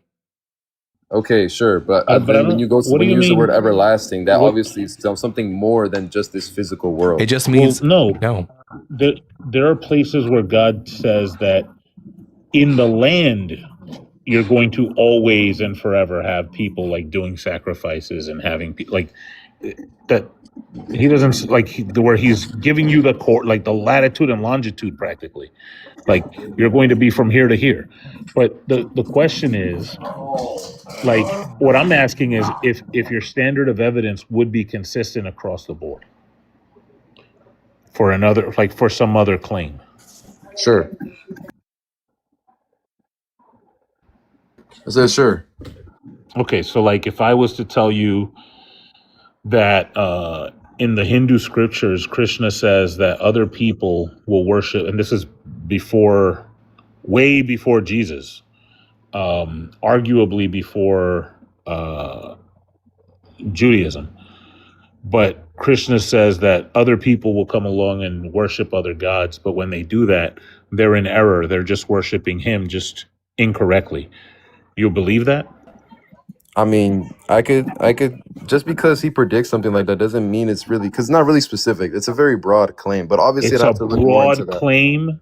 Yeah, very broad. I feel like it's very broad because obviously people are going to worship other gods in the future. That's like, I'm sorry for using the word obviously, if that's a trigger word for you, but I think that you would agree with Yeah, me. you No, gotta I stop don't. saying obviously. It's Okay, not a you trigger think word you for think you me. would I'm agree just with wondering me? if you realize that sounds stupid. But again, look, You realize it if does sound stupid to say that, oh, this is a prophecy, this is convincing to say that future in the future, I don't know how he doesn't more hear it. people will worship different gods. I don't know how he doesn't hear it. Yeah, he's saying he's giving you prophecies that are vague because that's what the Bible does. It And never gives us a prophecy that's specific. and so when there's a prophecy, like you do, like Jesus knew of the Old Testament, right? Mm-hmm. And he knew that there was a prophecy saying there was going to be a king. Yeah. And you're saying that your bar for him to hit that is for him to say, "Yeah, I'm a spiritual king." Not necessarily. That's not the So in only this, thing I hold said he on, has in to the do. first prophecy, I'm not saying that somebody from Hinduism came along and and fulfilled it by worshiping other gods. Like Krishna said, people just generally were going to worship other gods, and they went and did, right? In this case, you're talking about the person in question just looking at the book and going, "Yeah, that's me." And that, so you're okay with the, "Yeah, that's me," the self-identified, "I'm the guy," but not the one over here where he's saying, "Yo, y'all are worshiping me just wrong." Okay. Because then again, I have to tell you, because the way that the Old Testament puts it, it's not just Micah 5:2. There's multiple prophecies, if not hundreds of prophecies. There And are Jesus not. fulfills them. There are not. Listen, I'm literally doing research right now for a book on this Okay, topic. I'll say there's There are at least 100 prophecies. there are not 100 prophecies about the Messiah. There are at best around a dozen. I can give you 100 right now. Oh yeah. Yes, I can give you 100. We don't have to go eat. I can name them because Before you do, I'm just going to remind you. You just said the one I said was not specific. Yes, because that's a single one. Obviously, I'd have to look at all. I'm sorry, bro. Sorry for using the word obviously. Give me 1 second to like rewire my brain I and don't care. not use You it. can say out. Hold on. Okay. Can you hear him? Can I hear? Really Jeff? don't care. But what I'm saying is, I can't hear him right now. huh? Now I can hear him. You can't hear me? Oh, okay. Yeah, now I can. Now I can. So, okay, cool. So what I'm saying, like, I don't care if you say obviously. What I was saying was that I'm just going to remind you that when I gave you this prophecy from the Vedas 923, you said that's not specific. So when you're popping out these dual fulfillment typology joints, I just want you to remember you said it wasn't specific. Just keep that in mind. Mm-hmm. So what are these prophecies? You mean to name them? Yeah, and just so you know, All right. I'm literally very studied on this, and I will call you out if it's actually not a prophecy, but rather a narrative that you think has a typological fulfillment in Jesus, or it's a psalm, in which case psalms aren't prophecies, or it's like, are you going to be pulling from like the list of 365 prophecies Jesus fulfilled? Not 365, 100. 100. Okay. Start with the first one. Yeah. All right. Be of the offspring of the woman shall bruise the serpent's head. Genesis 3, 3:14. 3:15. Yeah, Genesis 3:15 is not about the Messiah. What is it about then? It's about how humans and snakes would be in hostility towards one another. Okay. Galatians 4:4. God, But when a woman, God says to the snake, I will put enmity between you, the snake, and the woman, Eve, between your offspring of snake would be all snakes, and her offspring, serpents. He will strike you. He will strike your head, and you will bruise his heel. do you want me to read you the verses without pointing to the New Testament? Tell me how you would come to the conclusion that this is about the Messiah. That's why I would look to the New Testament. In other words, it confirms it. No, the New Testament will just make the claim that this is about Jesus. Okay. But like, can you show me prophecies which are obviously messianic in nature, without like all this like rigmarole? Like, would a Jewish person prior to the time of Jesus be reading this passage and know it's about to be about the Messiah? Well, they wouldn't really know. I mean, well, I'm not a Jewish person reading it right now at the time of the Messiah. So because I'm the offspring of a woman, and I have literally crushed a snake on its head with my heel. Mm-hmm. So that's like a more general one. But then that's why there was like give multiple. Something. Here, let me help you then. Give me a prophecy fulfilled by Jesus, which is particular to the Messiah, meaning that it is fulfilled only by Jesus and no one else. I would say I probably wouldn't be able to give it to you because I'm not as studied. But then I would say this, that all the prophecies, Genesis 3:15 is not even a prophecy. It's called an etiology. It's a story meant to explain the origin for certain phenomenon in the world. Like, it's literally nestled in between two other etiologies. Why do women have pain in childbirth? Why do men really work really hard in the field? Why are humans and snakes in contention with one another? The entire point of Genesis 3:15 and 16 and 17 is that they are etiologies, not prophecies. Okay, but yeah, that's really all I'd have to say. We'll go band for band. Here's something from the Vedas. Then, in the beginning of Kali Yuga, the Lord will appear as Lord Buddha, the son of Anjana. That's way before Buddha was born.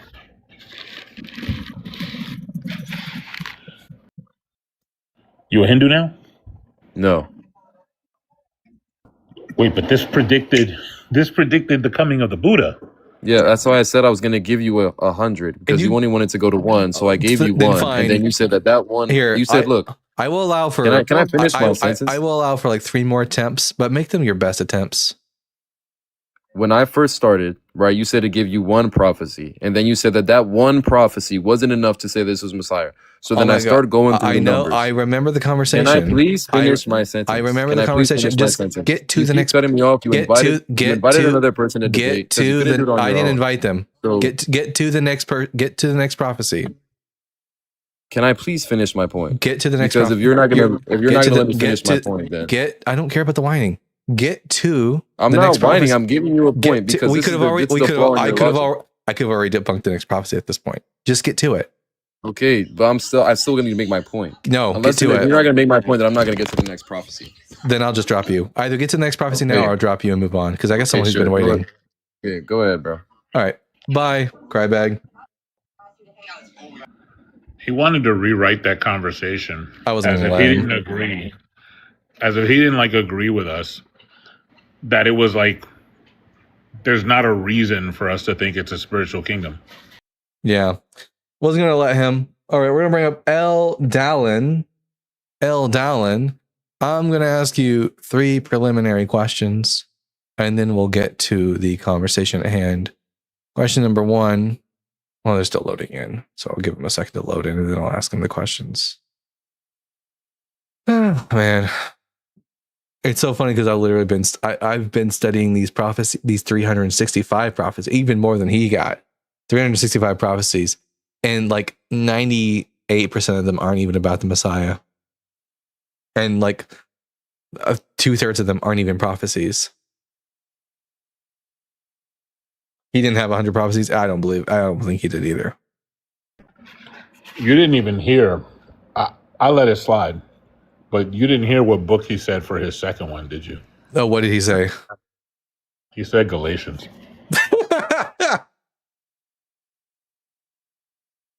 Oh man, that's funny. Well, this person was not able to load in. They got MAGA Wi-Fi.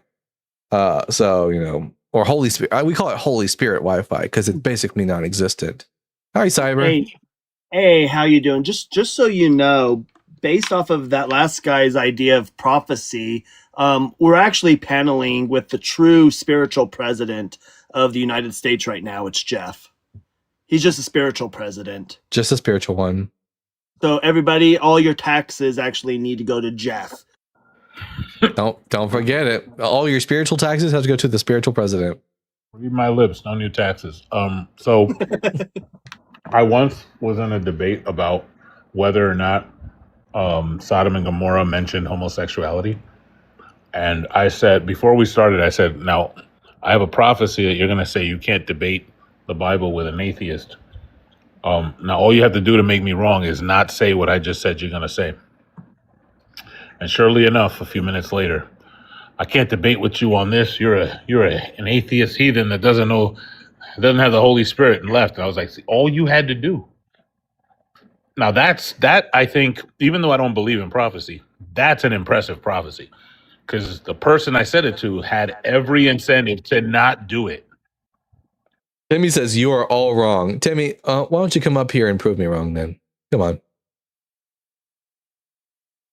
I don't think I'm wrong, obviously, but maybe you have a good point you would like to come up and bring. But I'm calling you out.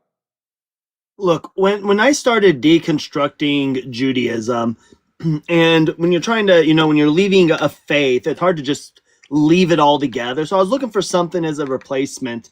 And one of my buddies was like, hey, check out Christianity. And I read Matthew, closed the book, and said, whoever wrote this clearly was not Jewish. They do fuck up quite a bit in the Gospel of Matthew. They fuck up a lot in the New Testament. Man, it's so funny. Yeah. I'll tell you this. I also left Christianity for Judaism as one point. If I had to pick between Christianity and Judaism, like if I had to choose, I would choose Judaism because it has less bullshit for me to accept. Did Timmy fall down a well? I guess so, because they're not requesting it up. All right. It's been an hour, so I'm going to do a restart, and then maybe we'll get some other Christians up here. I had like fucking 10 people up on the request box, but they all just gave up and left. So I don't know. They saw that last crash and burn and was like, I don't want to be a part of that flame. Stalin wearing a shirt, says Jaren. He's angry. Sorry, Jaren. It's not saucy time right now. But here, I'm going to do a restart, and then we will get right back to the conversations, everybody. So funny.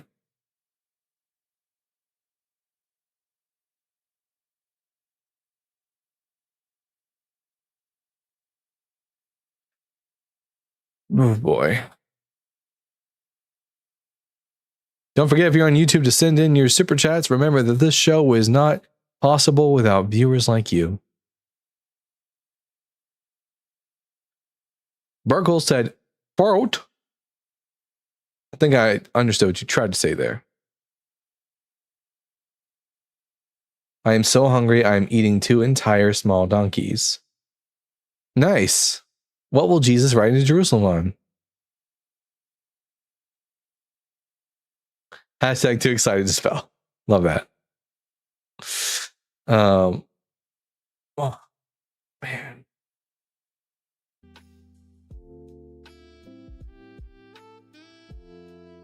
Do you have an active live community chat? I do on Discord.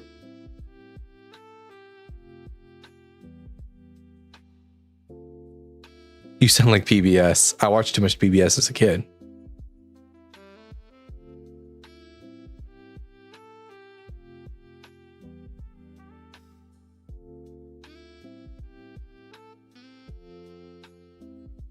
Remember when Jesus rode in on 2 donkeys because the gospel writers can't read Hebrew?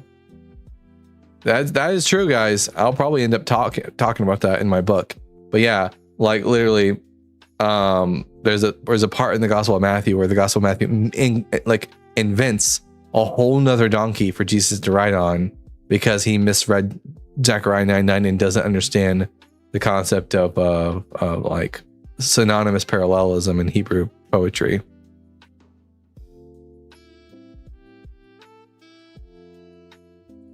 Yeah, I don't know why the description is blank. I'll have to make sure next time I go live that I use an older system. But yeah, but if you look at the top right of your screen, if you're on YouTube and you have to call in, the link is tinyurl.com/Bible Guy Guest. But it seems like the only people who are brave enough to call in on YouTube are the people who are like not Christians. All the Christians are too afraid to call in.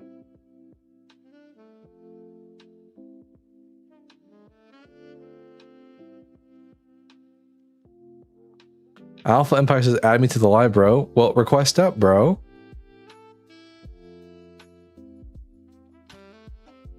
Before you do, Allison actually defends the view. Defends what view?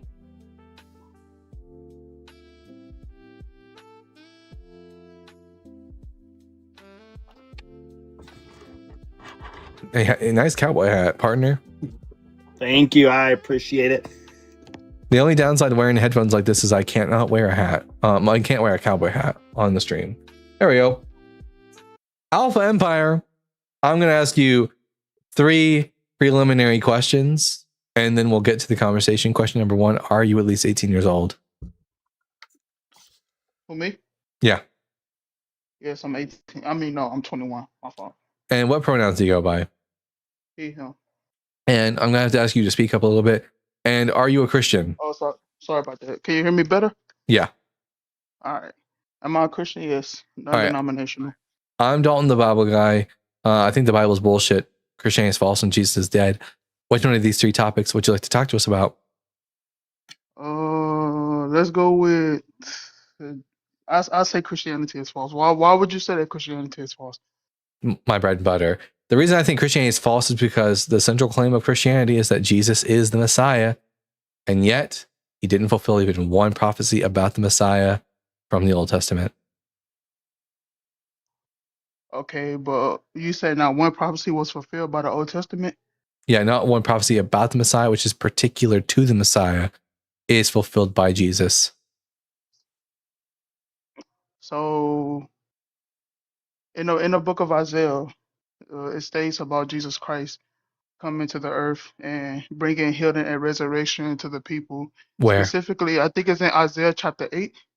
Isaiah if I'm not 8? mistaken. Which verse in Isaiah chapter 8? I don't know which one specifically, but it says something like a prophet should be given and his name should be called the Everlasting Father. I mean, a son should be given. You mean Isaiah 9:6. Now, here's the problem with Isaiah 9:6. It says, I'll read it first, and then we'll talk about why this cannot be about Jesus. I actually prefer the translation of Isaiah 9:6 as given by the Jewish Publication Society translation. So I'm going to pull that up real quick. So Tanakh, go to Isaiah chapter 9. And then the Jewish translation will be verse 5. For a child has been born to us, a son has been given us, and authority has settled on his shoulders. He has been named the mighty God is planning grace, the eternal Father, a peaceable ruler. First and foremost, notice that the opening words are, for a child has been born to us. I'm going to give you 2 sentences, and I want you to tell me the difference between these 2 sentences. A child has been born to us.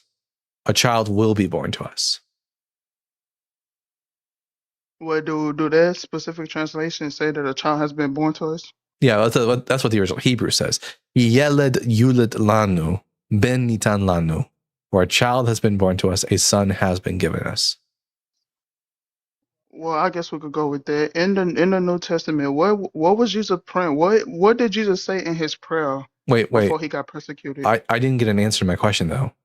Can you tell me the difference between these 2 sentences? A child has been born to us versus a child will be born to us. When somebody said a child has been born to us, I mean, the child has already come. When somebody said a child will be born to us, they stating like a prophecy or like a prediction. Which one does Isaiah use? The Bible that I read, it used prophecy. It says that, Which translation are you using? Because the original Hebrew doesn't say that. well, I could go with the original Hebrew if you want to use that interpretation because it's still referencing back to the same thing. Well, it's not about Jesus if the Hebrew is correct. It says, "For a child has been born to us," which means from the perspective of Isaiah, the child has already been born. Either Jesus was born 700 years before people say he was born, or this isn't about Jesus, it's about someone else. Yeah, I'm not fully educated on the Hebrew, but what I could say is that Jesus did claim that he existed before the world. Well, but that's not what Isaiah 9:6 is about. Isaiah 9:6 describes a child who's already been born. Someone who was born before Isaiah gave this prophecy. Jesus was born 700 years after Isaiah gave this prophecy.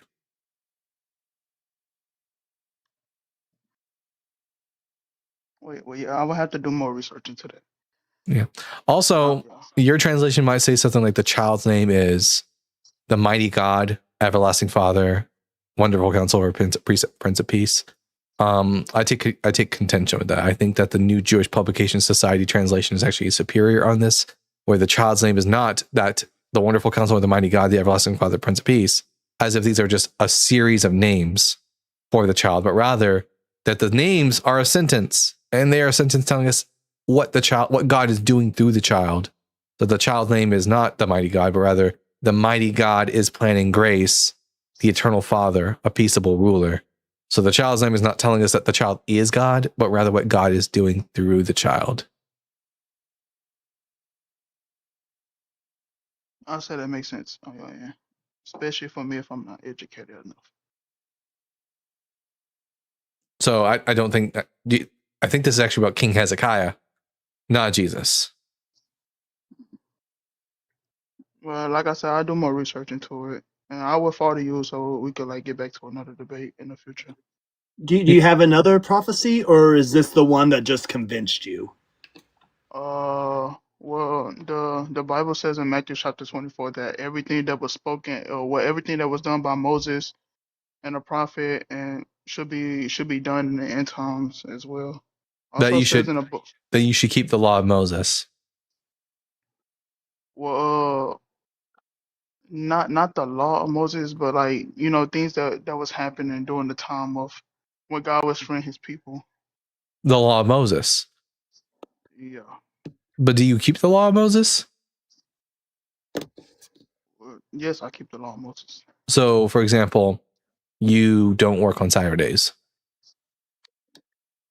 I do work on Saturdays. Do you wear tzitzits? Do I wear what?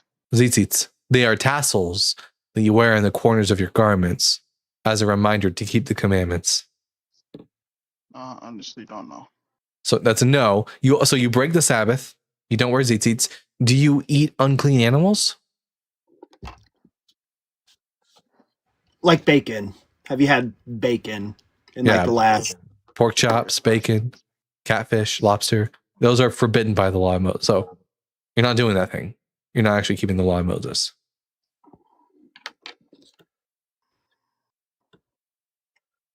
So like I said, I'll have to educate myself more. Do you know what a tefillin is? Have you worn tefillin? I might. They are little black boxes with leather strips that you wrap around your arm, and in those boxes they contain little scrolls of the scriptures. Do you do that? Well, to be honest, I don't really take thought in what I should wear as was commanded by Christ in the New Testament. Well, Jesus said you should keep the law of Moses, and the law of Moses says you have to wear tefillin. But Jesus also said that I come to fulfill the law. Fulfill doesn't mean do away with, though. It means the opposite. If you're not keeping the law of Moses. Yeah, go ahead. For example, I'm Jewish, so when I pray and I put on tefillin, I'm fulfilling that mitzvah. Yeah. Fulfill the law just means you do it. When Jesus said, I didn't come to abolish the law, but to fulfill it, he means I didn't come to do away with it, but to keep it. That has nothing to do with whether or not you should be observing the law of Moses or not. So why don't you think like Jesus is risen? Because I don't have any evidence for it. All I have is these myths about Jesus from the Gospels. And then Paul, who says that people had visions about Jesus and delusions about Jesus. And that's not very... Witnesses. There are no eyewitnesses to the resurrection of Jesus. Well, the book of Acts confirmed it. The book of Acts is not... I don't believe the book of Acts is like historically true. We don't even know who wrote it. And the conversion story contains contradictions. Why would the author make contradictions in his own book? Yeah, when the author of Acts describes the way that Paul becomes a Christian, it contradicts what Paul himself says in the book of Galatians, which would lead me to believe that at the very least there are segments of the book of Acts that are not true. If I had to choose between who I'm going to believe about Paul's conversion, Paul or someone who wasn't Paul, I think Paul would probably be the authority on that.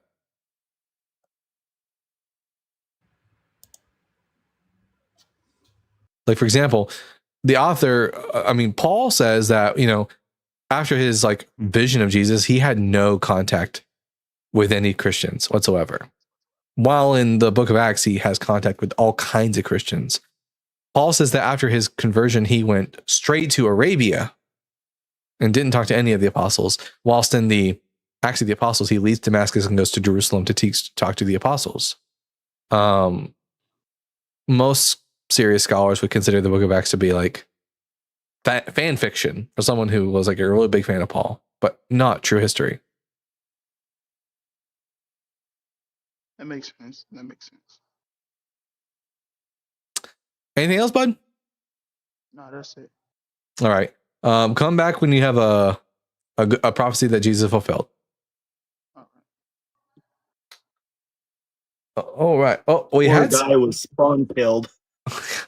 Yeah, I had someone who was requesting up, but then they just disappeared. Their names was Facts Are Facts. So Facts Are Facts, you're more than welcome to come up now if you'd like to. Jordan Hoffman, I just described some of the contradictions between Paul and Acts.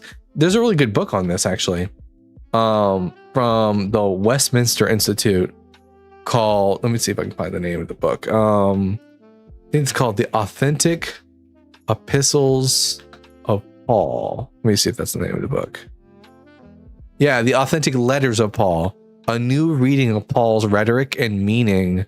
The authors are Arthur J. Dewey, Roy W. Huber, Lane C. McCoffey, and Daryl D. Schmidt. Schmidt, I think, or Schmidt. Anyways, this is put out by the Westminster Institute, the same people who do the Jesus Seminar. Really good book, but they discuss at the beginning of it the contradictions between Acts and Paul and trying to devise an actual timeline for Paul. It's not based on Acts. And Saint Brianna there in chat, it's what you're referring to is she's asking which authors copy from each other. This is going to be the synoptic problem. With this, it's going to be that Mark is the earliest of the Gospels, and it's also the shortest. And both Matthew and Luke are taking from Mark, and they're expanding on the story. And Matthew actually quotes his own conversion story word for word from Mark. And there's some other places where you'll see where there's some word for word from Mark. But the reason why we know that Mark was written first is because it's the shortest, and the stories that appear in both Matthew and Luke get expanded on. And so that gives us reasons why, because they'll be the same stories and they're expanded on. And then there's cases where the authors of Matthew and Luke may be aware of one of the other writings, because when there's stories that make mistakes, the other text corrects it. So, for example, we have the issue with Jesus getting Abiathar and Ahimelech mixed up, and the other gospel omits the name completely to kind of fix it. We have a super chat here. First super chat for the day. From at Bjorn Hartmeyer with the 20 Danish krones. Thor promised to kill all the ice giants. Ever seen one? That is a good point. Thor promised to destroy all the ice giants. Jesus promised to destroy the power of Satan. Satan seems to still be powerful, and there are no ice giants. In fact, there was a documentary put out about this not too long ago, where there was some ice giants that came back. We actually found out that Loki is part of an ice giant, but Thor, true to his promise, came back and knocked him away. We have a guest now. I'm going to ask you 3 preliminary questions, and then we'll get to the conversation. Question number 1, are you at least 18 years old? Yeah, I'm 21. And what pronouns do you go by? Him. And are you a Christian? Yes. All right. I'm Dalton, the Bible guy. This is my friend Cyber. The Bible is bullshit. Christianity is false. Jesus is dead. Which one of these 3 things would you like to talk to us about? So you affirm that Jesus existed? Yeah, he was just a random Jewish guy who took a huge L from the Romans. Can you prove that or no? Can I prove that Jesus existed? I have good reason to. I can't have absolute definitive evidence, as we have very little on Jesus. At best, I can say that, listen, there's a guy that Paul knew who was the brother of Jesus. And then James mentions this. I mean, sorry, not James. And then Flavius Josephus mentions this brother of Jesus in his work. Outside of that, we don't have a lot of evidence for the historical Jesus. But I'm willing to concede. I'm willing to concede a historical Jesus for this conversation, though. So you're admitting, right, that you affirm something that you don't actually know to be true, but you're willing to concede for the sake of conversation, correct? Yeah, that there was a guy named Jesus who was crucified by the Romans. It's not that extraordinary of a claim. There were tons of Jewish men in the first century named Jesus, and then there were thousands of Jewish men who were crucified. So a guy named Jesus crucified, it's not all that extraordinary, so I'm willing to grant it for the conversation. You're willing to grant it? Oh, okay, sure. So which one of the 3 topics would you like to talk to us about? The Bible is BS. Let's talk about that. All right, I think the Bible is bullshit because it contains scientific errors, historical errors, contradictions, and failed prophecies. Failed prophecies? Yeah, like Jesus gives us a prophecy that fails to come to pass in the Gospel of Matthew. Were you there? But no, I have the words here. Do you don't think the Gospel of Matthew accurately tells us what Jesus said and did? You weren't there, right? Well, no, I mean, are you insinuating that the Gospel of Matthew is wrong? Were you there or not, bro? I wasn't there, but are you about to make the claim I rest that my case. Are you I'm an atheist, right? I don't. Oh, I'm aware. Are you trying to make you sound like you're making a case for atheism? All atheists are ignorant, so I'm aware that you're an atheist already. I don't think you're very aware of much. I don't think you're very aware of this conversation. I'll ask you again because you seem to be a bit behind in the conversation. You're not tracking. Do you agree with the Gospel of Matthew when it makes claims about what Jesus said? Didn't you hear me say I rest my case already, man? You're coping. I think you're a bit. Are you okay? Are you drunk? I think you're confused. You're coping, bro. Are you drunk? So what's your point? Yeah, like I think we missed his point. What point are you trying to make? I think you're trying too hard to hit an I end. think you're trying to avoid the conversation, because you know that you're about to get absolutely demolished. But you know, You're you trying can too hard to make an angle prove to that me isn't that there. you're incompetent by not answering my question.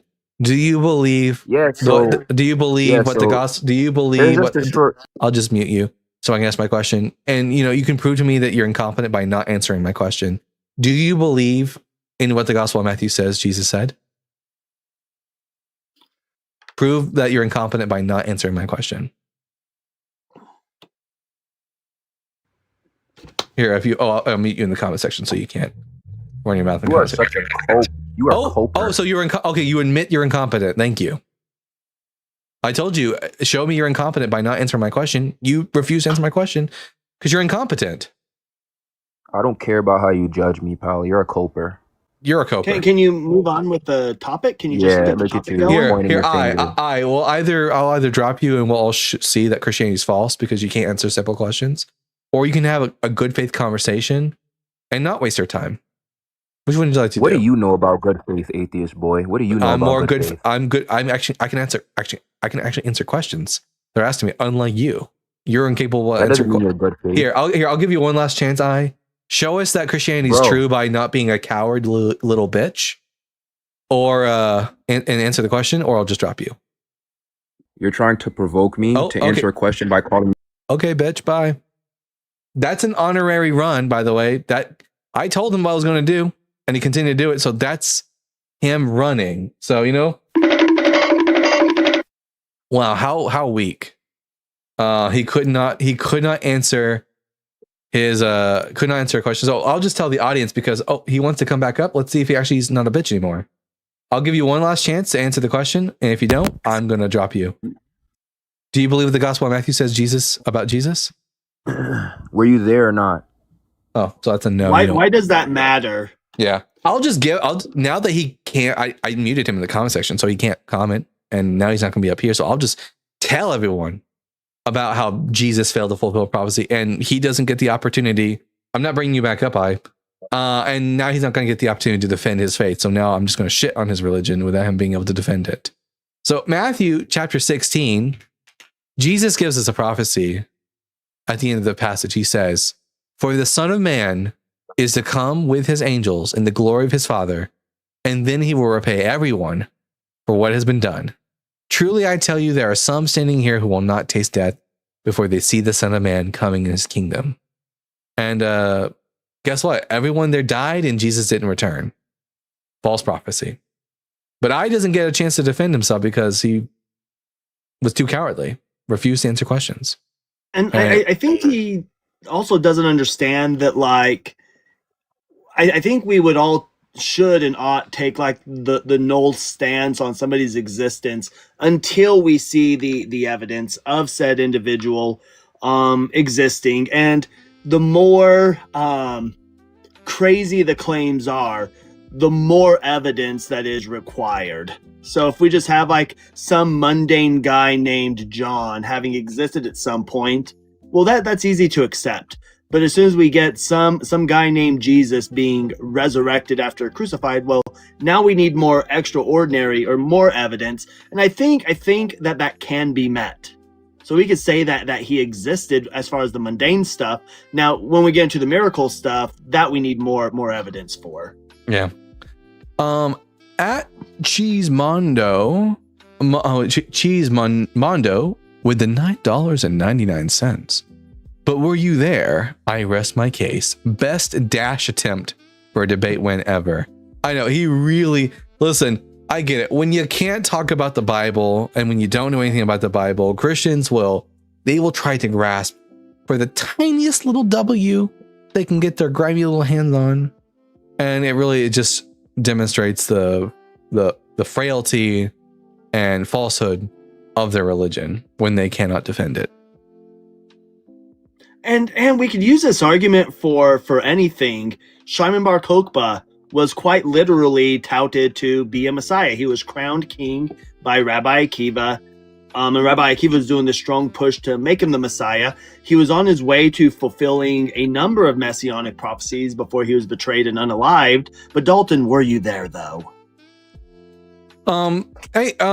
Here's something fun to talk about while we wait for an actual brave Christian to come up who isn't going to be a coward and run away from questions.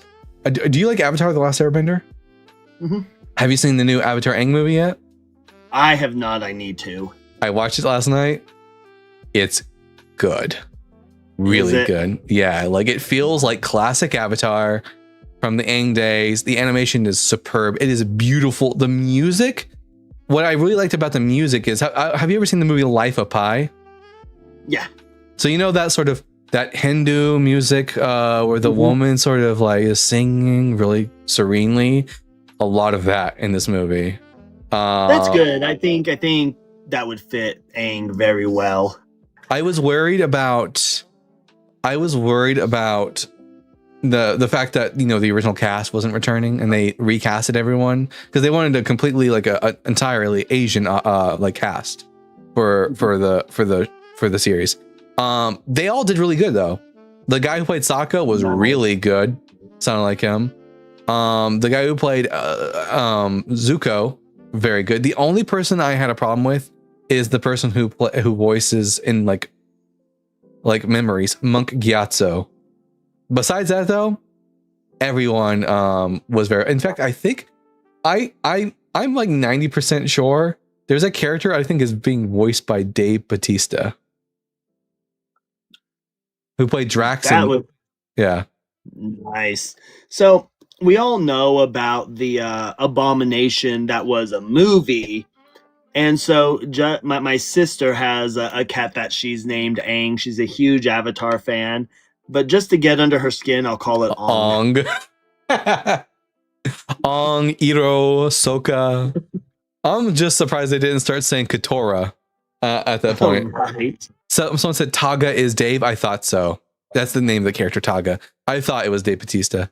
It looks like him, sounds like him. So, have you seen Odyssey yet? No, it's on my to watch list. Real quick, Bjorn Hartmeyer with the 20 Danish krones. Jesus came in his kingdom. Saw it on OnlyFans. Only Jesus fans. Yeah, he's been coming on his kingdom for a while now. That's why it's taking him so long to return. He's been like doing that the whole time. No, it's on my watch list though. Yeah, it's good. It's good. I won't spoil it then. Speaking of that though, I was on Justin's live about a month or two ago, and he started being like, "Hey, have you seen Cyber's OF?" And I'm saying like, "I don't have an OF. What are you talking about?" And I'm like trying to play along with it, being like, "Where is he going with?" I'm gonna have people in my DMs being like, "Where's your OF?" And then at the end, he's like, "Yeah, it's his only feats. You've not seen Cyber's only feats?" Lathe of Heaven called it Holy Fans. Holy Fans. That's pretty good. That's pretty good. If we don't get any questions in the next 15 minutes, I might open up the box for office hours and taking in friendlies to ask questions. It seems like there might have been some other creators seem to have been having issues getting people in as well. Well, as long as it's not just me. But at Bjorn Hartmeyer, today's show has been brought to you by Bjorn Hartmeyer with the 20 Danish krones. Join now to be covered in Jesus' second coming. Absolutely, what a way of selling it. And big W, everyone, to Bjorn Hartmeyer. This show is not possible without people sending in super chats. So super appreciated to Bjorn. And just so you all know, the super chats that the hosts receive are so important. It allows the host to be able to upgrade their equipment so they can bring a better show to you. It gives a better incentive on those days when they're like, I'm not feeling that well, or I've got things going on, for them to come back, because it's your support that helps with this. It helps drive the show forward. And Dalton, I mean, you were there when I was going live regularly, and there has been a massive explosion of new atheist creators on this app, and it's just amazing to see. Yeah. And again, it's because of your support when you jump from Dalton's live and you go over to Justin's live, or you're watching Dr. Blitz, and you get that interconnectivity is what really drives this. And this is how we end the hammer that is religious oppression, is through doing this. Yeah, absolutely. Agreed. I can try and help maybe kick it off to encourage people to join up. If you're not really a Christian, I would rather not have people come up here and pretend to be Christian. If you're a Christian though, and you would like to defend the Christian faith, come on up. Let's have that conversation. I feel like the next time I go live, I might do something a bit more generic, like why should I believe in your God? That way I can get Jewish people, Muslims, Christians, people of all different theistic backgrounds to come up here and try to give me a reason to believe in their God. No degree acquired. That's so funny. The problem is that all the new atheist creators seem too intimidated to join high live Christian lives. No, I value my brain too much. I value my brain too much, and I don't think there are any high live Christian lives. Well, and an issue though. So I do join Christian lives from time to time, but the issue you run into with the Christian lives are, and it's one reason why I hate panels. I hate panels because everybody on the panel, they all have a point to make and it's valid. But it gets really hard when like you're trying to take somebody down a line of thought and then somebody interjects and it just completely throws off the line that you're doing. Or like Dalton and I are going to have different views. Like I'm a mythicist. I don't believe that Jesus existed. But for Dalton's live, I'm not going to go down that line because that's not my live. But I'll be like trying to present, Jesus mythicism, and then another atheist who believes Jesus does exist, which is fine. They may interject and it completely derails the thing. And so in Christian lives, you tend to get railroaded a lot. And that's not to say that doesn't happen in atheist lives. It does happen in atheist lives as well. And I wish hosts would kind of rein that in a little bit and allow people to go down their line of thought. I don't go on panels mostly because there's like too many people and I get a headache really easily when there's like a lot of people talking all at once. Constantine Chronicles, not a high tier Christian. I don't know. No degree acquired. I don't know where you're getting that idea.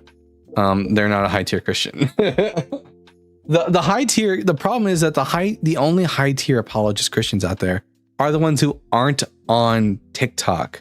They are people that I actually respect, like William Lane Craig or Trent Horn, Jimmy Akin. These are people I actually like respect as for what they do.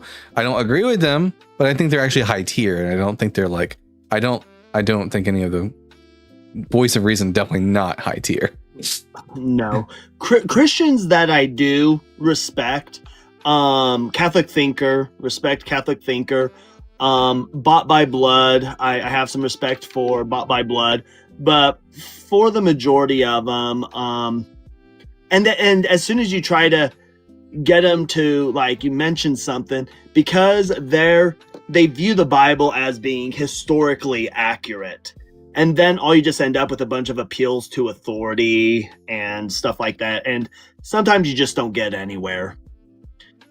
Yeah, the thing about Constantine, he likes to perform as if he's competent in Greek, and then all it takes is like the smallest fact check. Like, for example, the only conversation I've ever had with him, I think, was we were debating over the meaning of the Greek word prote in Luke chapter 2, where it says, that Jesus was born during the time when Quirinius was governor of Syria, and he makes the claim that prote means before.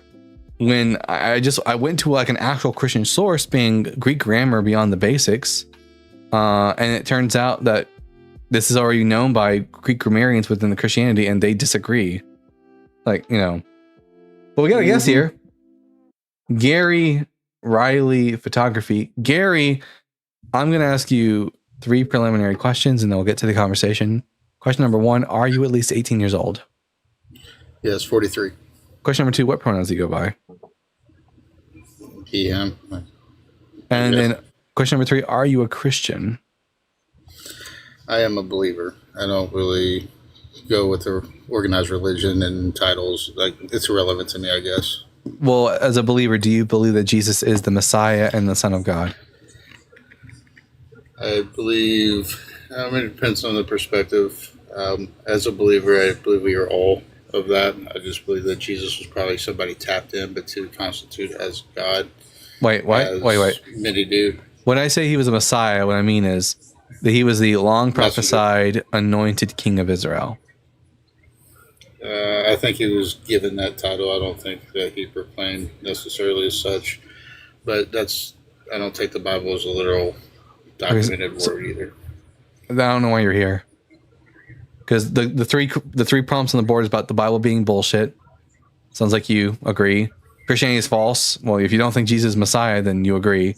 And do you think Jesus of Nazareth resurrected from the dead? No, I don't believe the physical resurrection. But I did have a question. I had a question because if you seem to be knowledgeable with the Bible and stuff, is the Paul aspect. Paul kind of throws me off, and I'm just trying to find, when I try to look up like James, Jesus' brother, Peter, and all that stuff based on like the alleged history, it seems like Paul really took things down a different pathway to maybe where we are today with Christianity as it stands. What are your thoughts or knowledge on that? I think modern day Christianity is Paul's baby. I think that if the apostles' version of Christianity would have survived, it would look very Jewish. And then the version of Christianity that survived was Paul's version of Christianity. Okay, and that's kind of what I wanted. It almost seemed like it was intercepted in a way, and to go down a certain path. And I just really want your take. That's why I even come up. Yeah, he had his own theology, and it just, history is written by the winner, and Paul was the winner. One of the most upsetting things about early Christian history is that we have all these different Christian sects with different beliefs, and they went to war with each other. And this war, unfortunately, ended with the destruction of manuscripts. For example, there's Marcion. Not a single one of Marcion's writings survived because of this. And I really wish we would find some of these manuscripts, because I'm really interested to see the different takes on what led to today's version of Christianity, the Paul lineage of it, and where did that come from is really what I'm interested in. But we may never know because they're at war with each other. Yeah, we do know that in the early Christian sects that there was a sect called the Ebionites, and the Ebionites were Jewish Christians who thought Paul was a heretic. They believed that Jesus was the Son of God, but they did not consider him to be Yahweh himself. They thought he was the Messiah, and that he taught that we should observe the law of Moses. And they claimed that they were the spiritual descendants of James and his segment of the church. And it looks like perhaps they were, and it looks like the Pauline Christians just stamped them out. Well, that's like the puzzle piece I tried to put together, because it seemed like there was some conflict between James and Paul, from what I understand. And, like you mentioned, the Marcion deal is Marcion, from under what I've gathered, was pretty much the original New Testament, come out with this is what, Jesus is, and it was overruled or overtaken by the priest and Constantine under the ruling of a king, basically to snuff him out. Well, the whole snuffing out of the Jewish sect of Christianity happened long before Constantine was ever around. Constantine, people put a lot of power in his hands. He was the emperor, but he didn't really have any say in early Christianity. The only thing Constantine did was call for an ecumenical council to take place at Nicaea, and then he also legalized Christianity, and that's pretty much all he did for Christianity. Okay. Well, I appreciate your time and your input and information. I won't keep you any longer. Have a good day. You too. Well, since the Christians are too cowardly to come up and have a conversation with us today, I guess we will just be opening up the panel to friendlies now who would like to come up and ask your office hours questions. I have a super chat here from @2HandDan with the $20. Okay, here's your damn money. Smiley face hearts. Well, thank you. That I have a heart for you now. And wait, a heart on? No, wait. And thank you for your donation to HandDan. All right. So if you're a friendly and you'd like to come up and ask a question, now's the time to do so. If you're on the YouTube side, remember you can go to at tinyurl.com/Bible Guy Guest to come up and have a conversation with me on YouTube. If you're on TikTok, all you gotta do is hit that request button, and we will be answering all your questions to the best of our ability. I'm not all knowing, and unlike Christians, I will fully admit to you when I don't know something. So I do have a question for you. What are your view on Paul mythicism? Do you believe that Paul existed, or do you believe that Paul is like a pseudonym? I think Paul existed. I think it's just the easier route that requires the least amount of assumptions. We got letters from a guy at least claiming to be called Paul. Then there's like a consistency between the authentic letters, a consistency in theology. So it's just the least amount of assumptions that a guy named Paul was going around preaching Christianity. What I'm willing to say about Paul though is I'm not willing to go as far as to say he was a student of Gamaliel. That comes from Acts. I don't believe that. Or that he was from Tarsus. I don't know where Paul was really from. Or that he was killing. I know he was persecuting Christians, but was he killing Christians? I don't know if that's necessarily true or not. The only thing that I'm willing to say biographically about Paul are the things that Paul himself tells us. No, Parker. Hard mode is for Jaren's live only. A book that I would recommend is written by Dr. Nina Livesey. She used to teach at the University of Oklahoma. She's professor of religious studies, but it's the letters of Paul in the Roman literary context. Like her context. Yeah, it's kind of an expensive book because it's a scholarly book, but like her life work was to talk about how the Pauline letters are like letters in form only, and they probably date to the 2nd century. All right. Well, I screenshotted it. And it looks like there's a YouTube video with her too. So I will also check that out as well. I've got so much reading to do. It's crazy. I'm really curious about her book, says Evan Patterson. What is your claim why the Bible is bullshit? It's because it contains scientific and historical errors, contradictions, and failed prophecies. More than enough reason for us to call it bullshit. I suck at TikTok. LOL. What button do I push to call in? LOL. Maybe I can only do it on the phone. If you're on your computer, if you're on a PC and you're on TikTok, then you can't call in. It's only if you are on your iPad or your phone or some sort of mobile device. If you're on a mobile device, you will see a blue and pink person at the bottom of the screen. And then you can click on that, and that's how you request up. Do you not use Video Ninja? I have Video Ninja open right now for people to call in if they want to. The only thing is that when people call in on Video Ninja, have earbuds. Yeah, the people on TikTok can't. They can't hear you. Fair. Gosh darn it, PC hater TikTok. I don't know why TikTok doesn't allow for I wish it could, because then if I go on someone else's live as a guest, then I can just do it on my PC instead of having to get on my phone, which would be so much easier. Because my phone's audio is shite. And I have an actual camera here and a fancy ass mic, and I would love to be able to use that as a guest.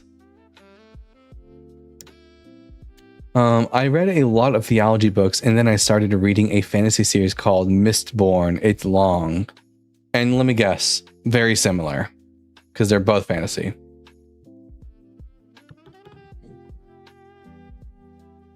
But Christianity is false, though? Absolutely, Town. Christianity is false. Mm-hmm. Oh, I see what the problem is too. I forgot to hit the fucking so YouTube has a new setting called dual stream, which allows me to like not only go live horizontally on YouTube but also vertically. And I forgot to fucking click on it, and once you start the live, you can't click it on, which is stupid. I might be mistaken, but I think on Unapologetic they tried that, and the vertical stream, they're having a hard time finding it. So the reason the vertical stream, the vertical stream also doesn't you can't crop to where you want it to show up. Luckily, my horizontal stream, I'm right in the dead center of the video, so when it automatically crops it crops my face. Holy crap! Contradiction. Someone said, "What is a contradiction in the Bible?" Numbers 23 verse 19, God cannot change his mind. Exodus 23 verse 14, God changes his mind. That's a simple one. I have Nina's book, Dalton. You should check it out. Will do, Redhead. Is purgatory biblical? Not really. It takes a lot to strain out purgatory. I'll tell you that there are certain passages that Catholics will point to as evidence for purgatory, and that these passages actually don't have anything to do with purgatory, but actually have to do with Jesus bringing forth fiery judgment in the last days at his second coming, not immediately upon death. So it's not really all that biblical. Less contradictions in the fantasy series than in the Bible. Well, that's because your fantasy series has only one author, and they probably worked a bit, and they actually have a proof texter, unlike the authors of the Bible who just kind of just wrote things and it, you know, didn't go through a lot of proof texting. Purgatory in the Maccabees, that's the closest you can get to it, because in Book of Maccabees, there's this idea that you can pray for the souls of those who engage in idolatry and that God can be kind to them in the world to come. But as to what that implies, it's kind of vague in the Book of Maccabees. Is Christianity really Paulianity? I think it is. That, you know, most Christians follow Paul and they don't follow Jesus. I'm playing Avowed at the moment. Is it any good? I have a hard time playing games which are first person locked. I like to play in third person mode. And in Judaism, there's a few different views on what the life after is, and it depends if you get into like Kabbalah and other stuff. But like you have Olam Haba, which is the life hereafter. Everybody eventually gets there. Everybody does. Then you have the idea of Geonim, which is like before you enter heaven, you have like up to a Jewish year to kind of have a soul purification, and then you end up in heaven. There are some views of annihilism where you're just such a horrible person that you do get annihilated, but that's really like a minority view. And then once you get into like Kabbalah and stuff, there's like some reincarnation in there, but Kabbalah is not mainstream Judaism. That's when you're getting more into Orthodox, specifically the Hasidic movement. Then you'll get like some reincarnation and stuff like that. Wait a minute, Zybert, you're telling me that 2 Jews, 3 opinions? Yeah, right? You can have 1 Jew and 3 opinions. That's true. That's an inside Jewish joke, everyone. Someone said, who is a worse heretic, Paul or Martin Luther? I'm gonna say Paul was, because Martin Luther's just really building off of Paul's heresies.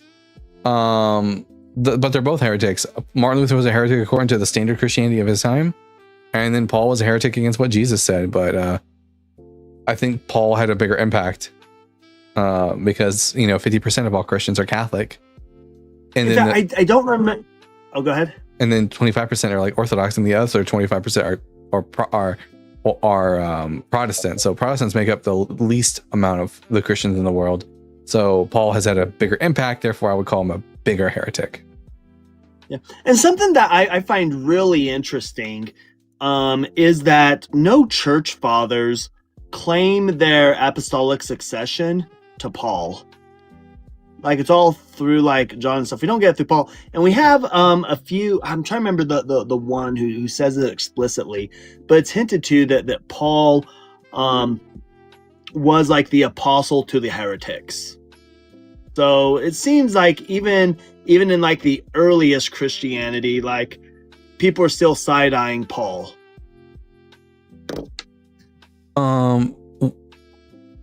If you're on YouTube, there's a lot of YouTube comments. So if you have a question, make sure that you tag me so that I see my tag, because I see it a lot easier.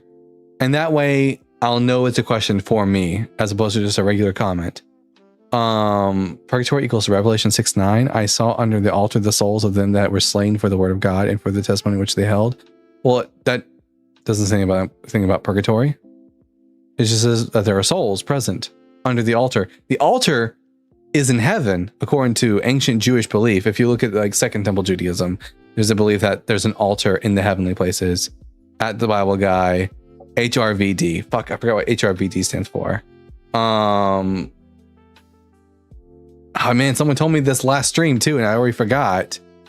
Someone remind me, what does HRVD stand for? What do you and Cyber think of the Hebrew of Deuteronomy 16:21? You shall not plant an Asherah of any tree. Kind of awkward. Let me take a look at the Hebrew. You said What was that in Deuteronomy 23? Yeah, Deuteronomy 16:21. Or's rule versus drill. That's what that stands for. Thank you. Okay, let's take a look. Deuteronomy chapter 16 verse 21. Any grove of any trees. Lo tita lecha asherah kol etz. You shall not plant for you an Asherah of all trees. Would be the literal of all. You shall not plant an Asherah, the Asherah of all trees.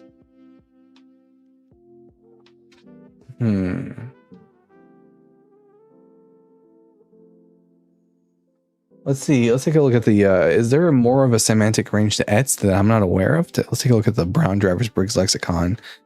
Trees. It can just also mean just wood. A standing tree. So it looks like it mostly means tree, but it can also just mean wood. So it is an awkward reading. I'll give you that. It's an awkward reading of the text. No, it doesn't mean pole. But an Asherah would be a kind of pole, but it's made out of wood. For anyone who doesn't know what an Asherah is, an Asherah was the cultic item that was used to worship Asherah, the goddess consort of Yahweh. An El. Yeah, it is very awkward reading in the Hebrew. I will give you that. I don't quite know what an Asherah kol etz, an Asherah of all trees would mean. Do not plant for yourself an Asherah of all tree.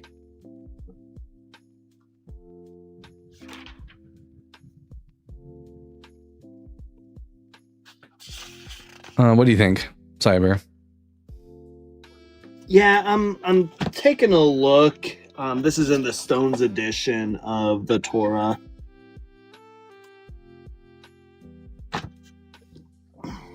It would say it's some type of divination, superstition practice. Yeah, for sure.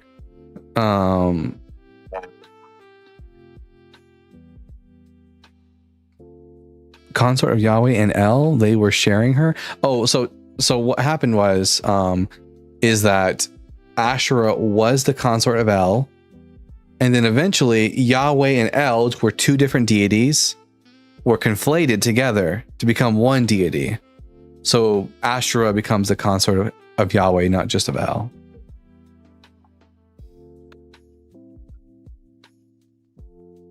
The stones have a Torah. It's yes. called the Stone edition of the Tanakh. Yeah. I actually think I do have one. I think 1 second.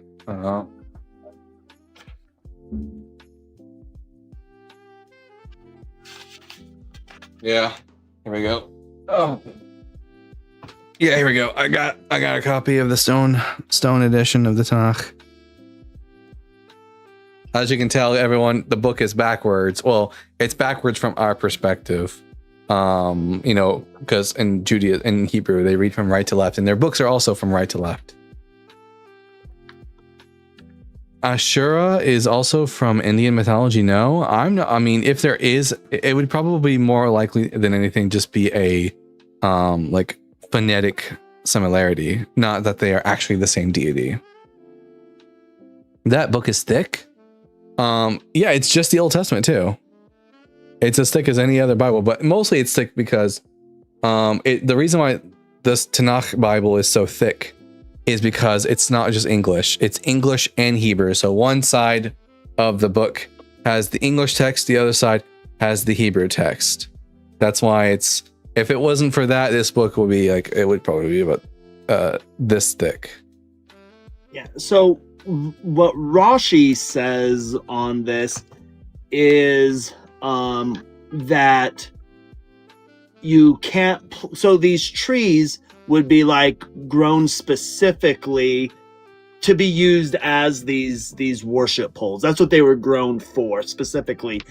And so Rashi notes that even if you're planting it, you yourself don't intend to use it as worship, but maybe you're planting it for somebody who does, or with the intention of it, even if it's going to be sold for this purpose, it still violates the commandment, even though you're not intending to use it for that. It's not just about the making of the pole, but don't even plant trees that would be used for the making of a pole. That tracks. At Bjorn Hartmeyer with the 20 Danish kronen, Yahweh plus Al plus consort, so it's the holy threesome. This is the original Holy Trinity, in a way. I love that. That's funny. There was a comment here. The Bible Guy official, for either of you, what is your understanding of what would define a cultic practice as a mystery cult, and how close is early Christianity to being a mystery cult? So there's a really great book on this that I read not too last year, I think. Here, let me see the name of the book. It's called It's called Mystery Cults in the Ancient World by Hugh Bowden. Really great synopsis, scholarly take on what is mystery cults. Mystery cults are generally defined as being these religious practices where people have initiation rituals.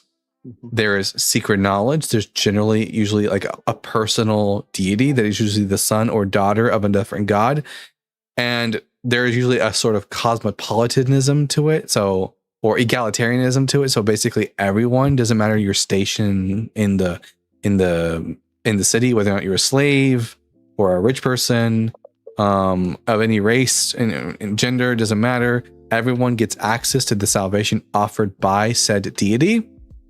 The deity often goes through some sort of passion, or they struggle and they suffer. Not always dying, but sometimes dying. And this passion, the struggle, often results in the salvation that is offered by the deity.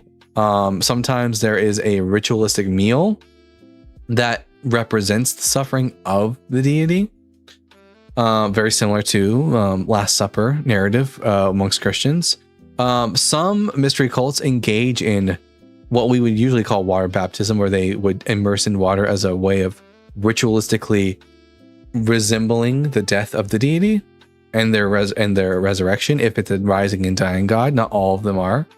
And generally mystery cults are syncretic in nature. So they will take Greek. It's basically taking Hellenistic thought and the religion of other deities of other religions and blending them together. So, for example, the Isis cult took Hellenistic thought with Egyptian mythology. The Mithras cult took Hellenistic thought with Persian religion.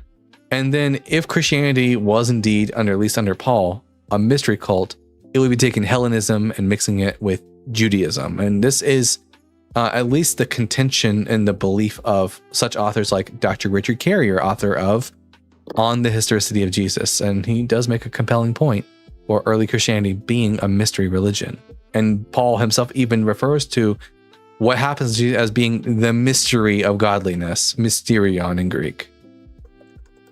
And there's also an idea that Mark itself, regardless if you're a mythicist or not, but there's an idea that Mark might have been written as a play for mystery cults, because again, it's the shortest, and a lot of the sentences start with koi, and. So you could go look at Whitney Shiner, David Rhodes. These are some authors that support this.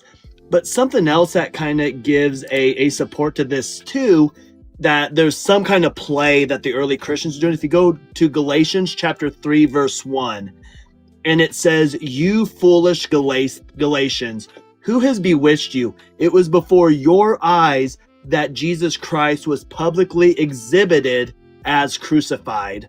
Now, we know that he wasn't crucified outside of Jerusalem if he existed. So why would they be saying why? So you can't read this as he was just crucified in front of you. They mention exhibited. So there's a chance that in this area they were doing plays to kind of bring people into the mystery cult of the early Christianity or this sect of Christianity, and they were doing portrayals of the crucifixion of Jesus, possibly using the Book of Mark. Yeah. Judge, I'm going to ask you 3 preliminary questions and then we can get to the conversation. Question number 1, are you at least 18 years old? Yeah. Question number 2, what pronouns do you go by? The same ones I had in the 80s when we didn't give a shit about it. He. All right. Well, that was unnecessary. Question No, number we 3. didn't care about that. Question number 3. That's a cult. That's a cult capitulation. We care about it. Yeah. It's Question number just 3. a cult. You want me to? Be a part of the cult. Question number 3. Are you a Christian? Yeah. Shocker. The Bible's bullshit. Christianity is false. Jesus is dead. Which one of these 3 topics would you like to talk to us about? Your eyeshadow. What about it? You think you like the way I look or something? I don't wait. No, Let me. Maybe I'm having a hard time reading. Let me take a look and see if was my eyeshadow one of the 3. Well, I know points on why the you board. hate the topics on your is background. Bullshit. Yeah, Christianity but is false. Yeah, the Jesus background. is dead. The No, Bible no, sorry. is bullshit. Christianity is My false. eyeshadow I is know not why one of you the. have those topics. I Let's don't talk think you, about the real reason. I don't think you do know. Well, let's talk about the real reason, the root of why you have those on your background. Because the Bible tells you that your lifestyle is a problem, right? Wait, the Bible tells me. Wait. The Bible tells me it's wrong for me to be straight. Oh, you're not straight. There's no way. No, I'm straight. Impossible. Nope, not impossible. Really? Then what's the rainbow flag banner cult symbol on your background? Because it for? snags you people up like a moth to a flame. So you support it though, right? Yeah, I do support it. Why wouldn't I? Okay. Well, because it's not natural.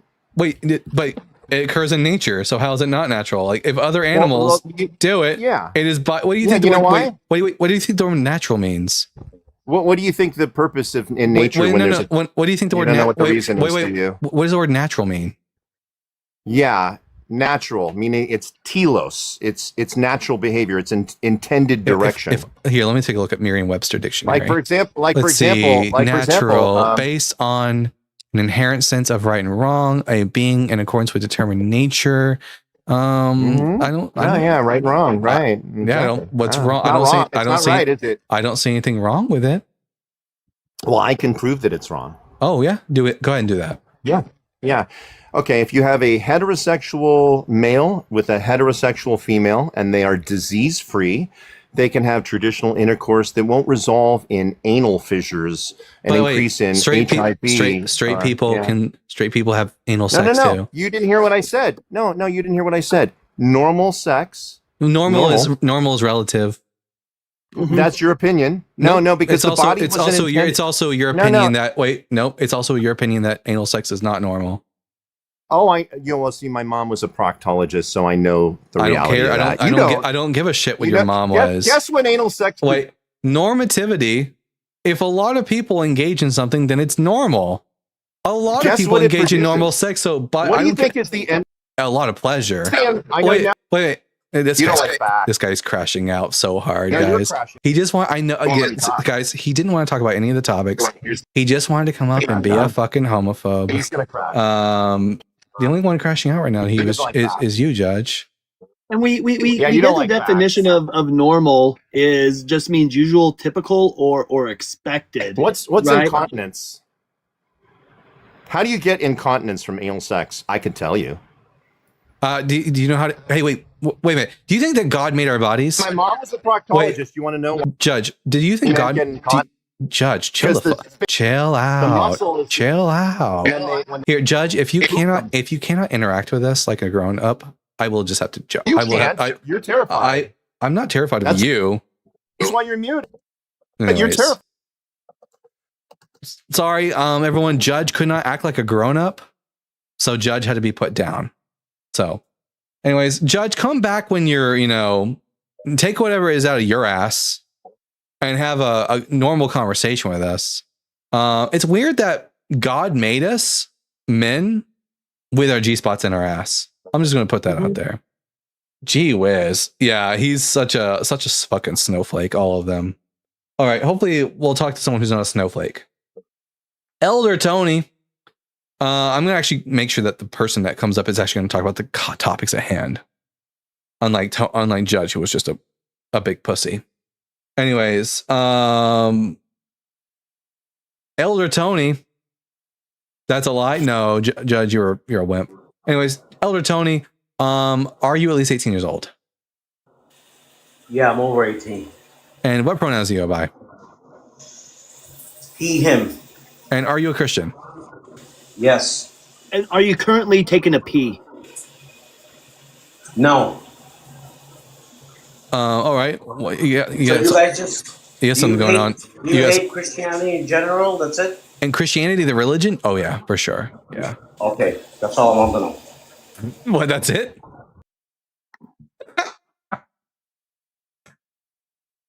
These Christians are just the weakest. They're the weakest. He just wanted to come up to know whether or not I hate Christianity. Yes, I hate the religion that turns people into absolute dumb fucks. When Christianity does that to your brain, I think it's bad for society. That was so pathetic. All right. Anyways, friendlies, you're more than welcome to call up because the Christians are too much of a wuss to actually have a conversation. So yeah, go ahead and show everyone what bravery actually looks like, I guess, or something bullshit like that. Anyways, mystery cults. Christianity has all the aspects of a mystery cult.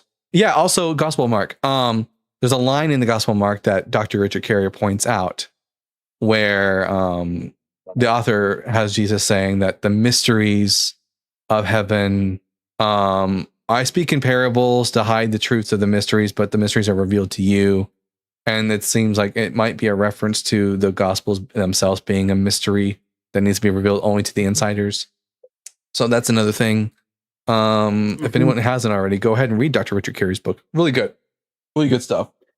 Yeah, if you look at Mark, right? Because again, Mark reads like and, but it's original ending. Because for those who don't know, Mark has two endings. The longer ending was added in Codex Bezae in 400, but the early ending, the first end, the original, ends with the women just running away and telling nobody. That's where it ends. And so think about it. You're watching this being performed in front of you, and the women run away, and you're like, wait, what happens? What happens? Well, if you want to learn more about the secrets we have, come join us. Come join us. We're going to baptize you. We're going to give you some bread and wine to symbolize the blood and body of Christ. And you can join us. You can join us. We'll tell you more. Wait a minute. It's just registering to me just now. Did Judge make the claim that anal sex was bad because it leads to incontinence? Yes. So does becoming pregnant. Yeah. What a fucking idiot. I want you to imagine the second coming happens tomorrow. We're wrong. Second coming happens tomorrow, and you're Judge standing before Jesus. And next thing you know, you find yourself on the elevator going down, and you're talking to St. Peter, and you're like, wait, why am I next to Cyber and Dalton? They're atheists. He's like, well, Jesus noticed that on that background, it said the Bible is BS, Christianity is false, and Jesus is dead. And instead of defending Jesus, you wanted to talk about butt sex. Someone in the comment section just now said, isn't it weird that the people who are so against anal sex are also just the biggest assholes?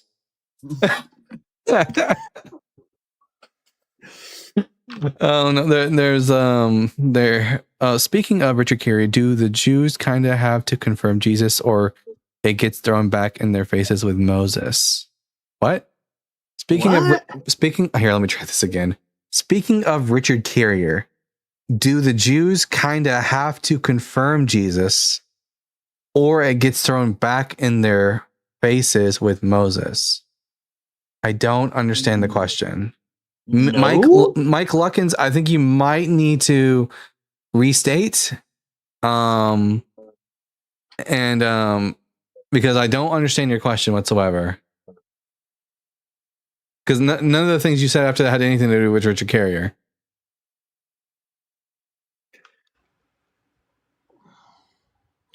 That was Like if you're talking about mythicism, like being Jewish, like I deny Jesus existed for other reasons, not because I'm Jewish. But even in Sanhedrin talks about Jesus the Nazarene who was stoned and then hung.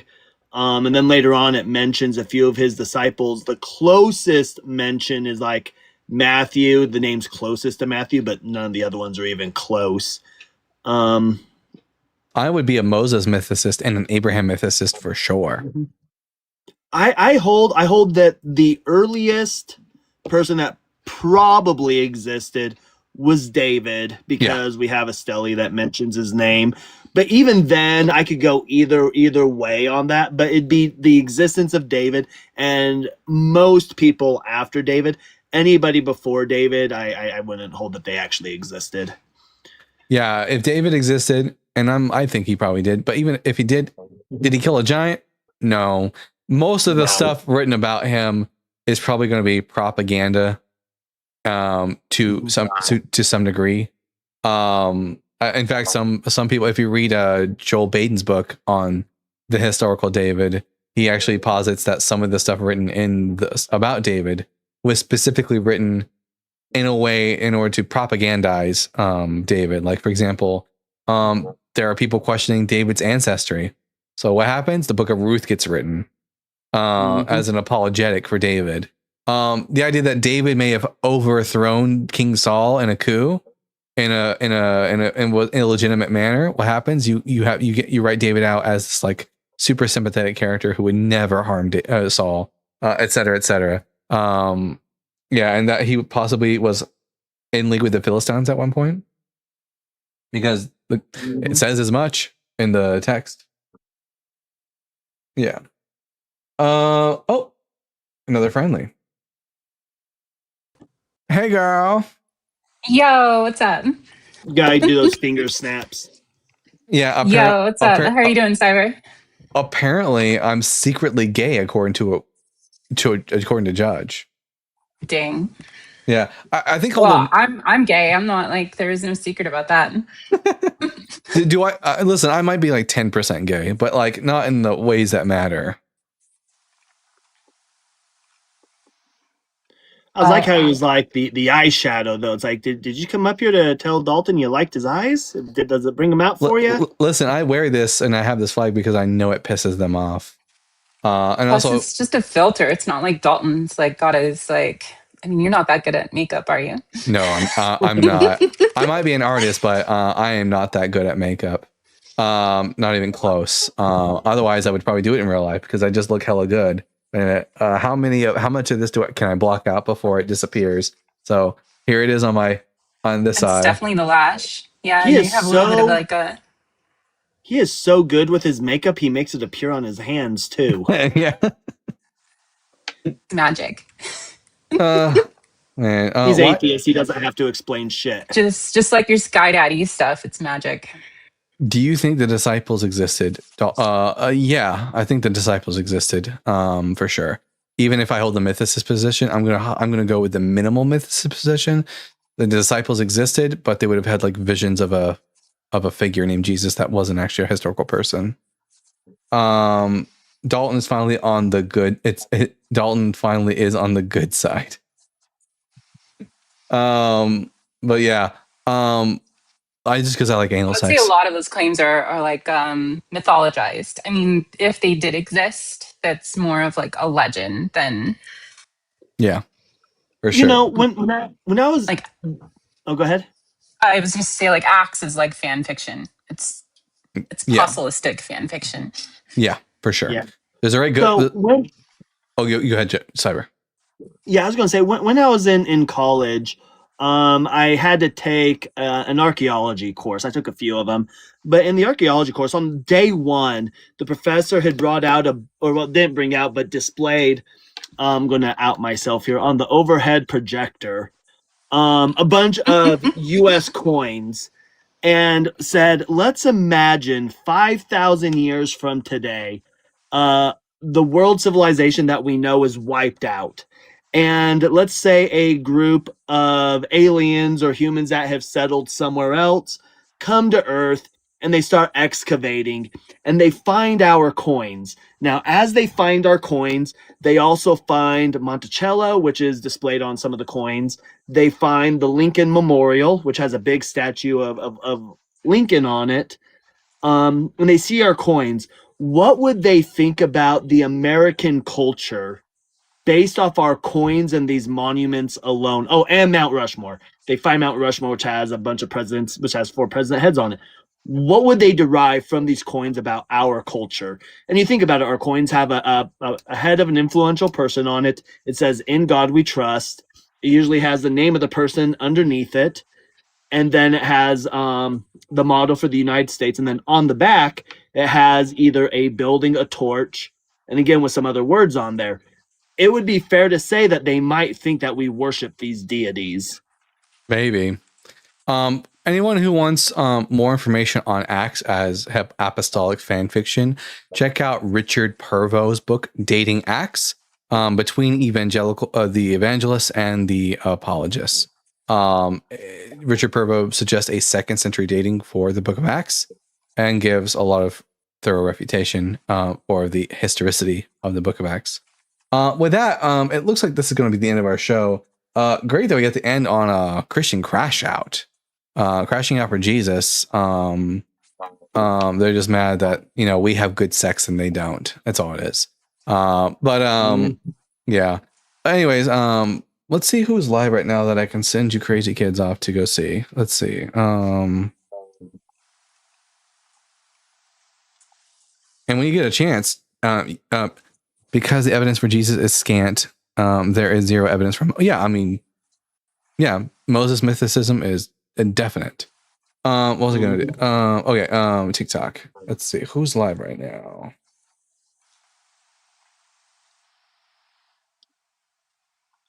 I'd say some fun homework for Acts is look up the Bacchae and do a comparison of Acts with the flaming tongues of fire.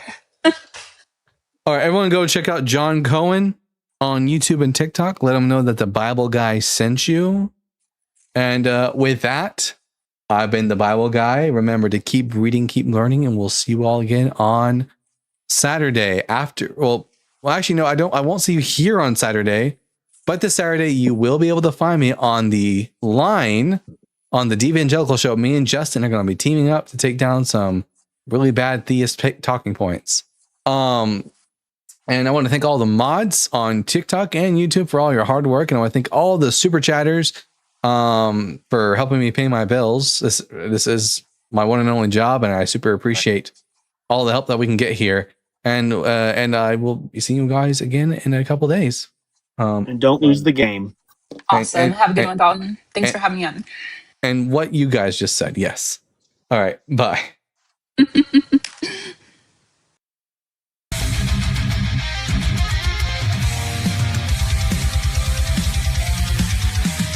Born from dust and questioning fire, wielding truth like a sword of desire. Ancient scrolls and cosmic flame, he tears through myth, he breaks the chain. Echoes of prophets, the scars align, knowledge and thunder intertwine. Reason ascends where blind faith fell. He reads the word and he reads it well.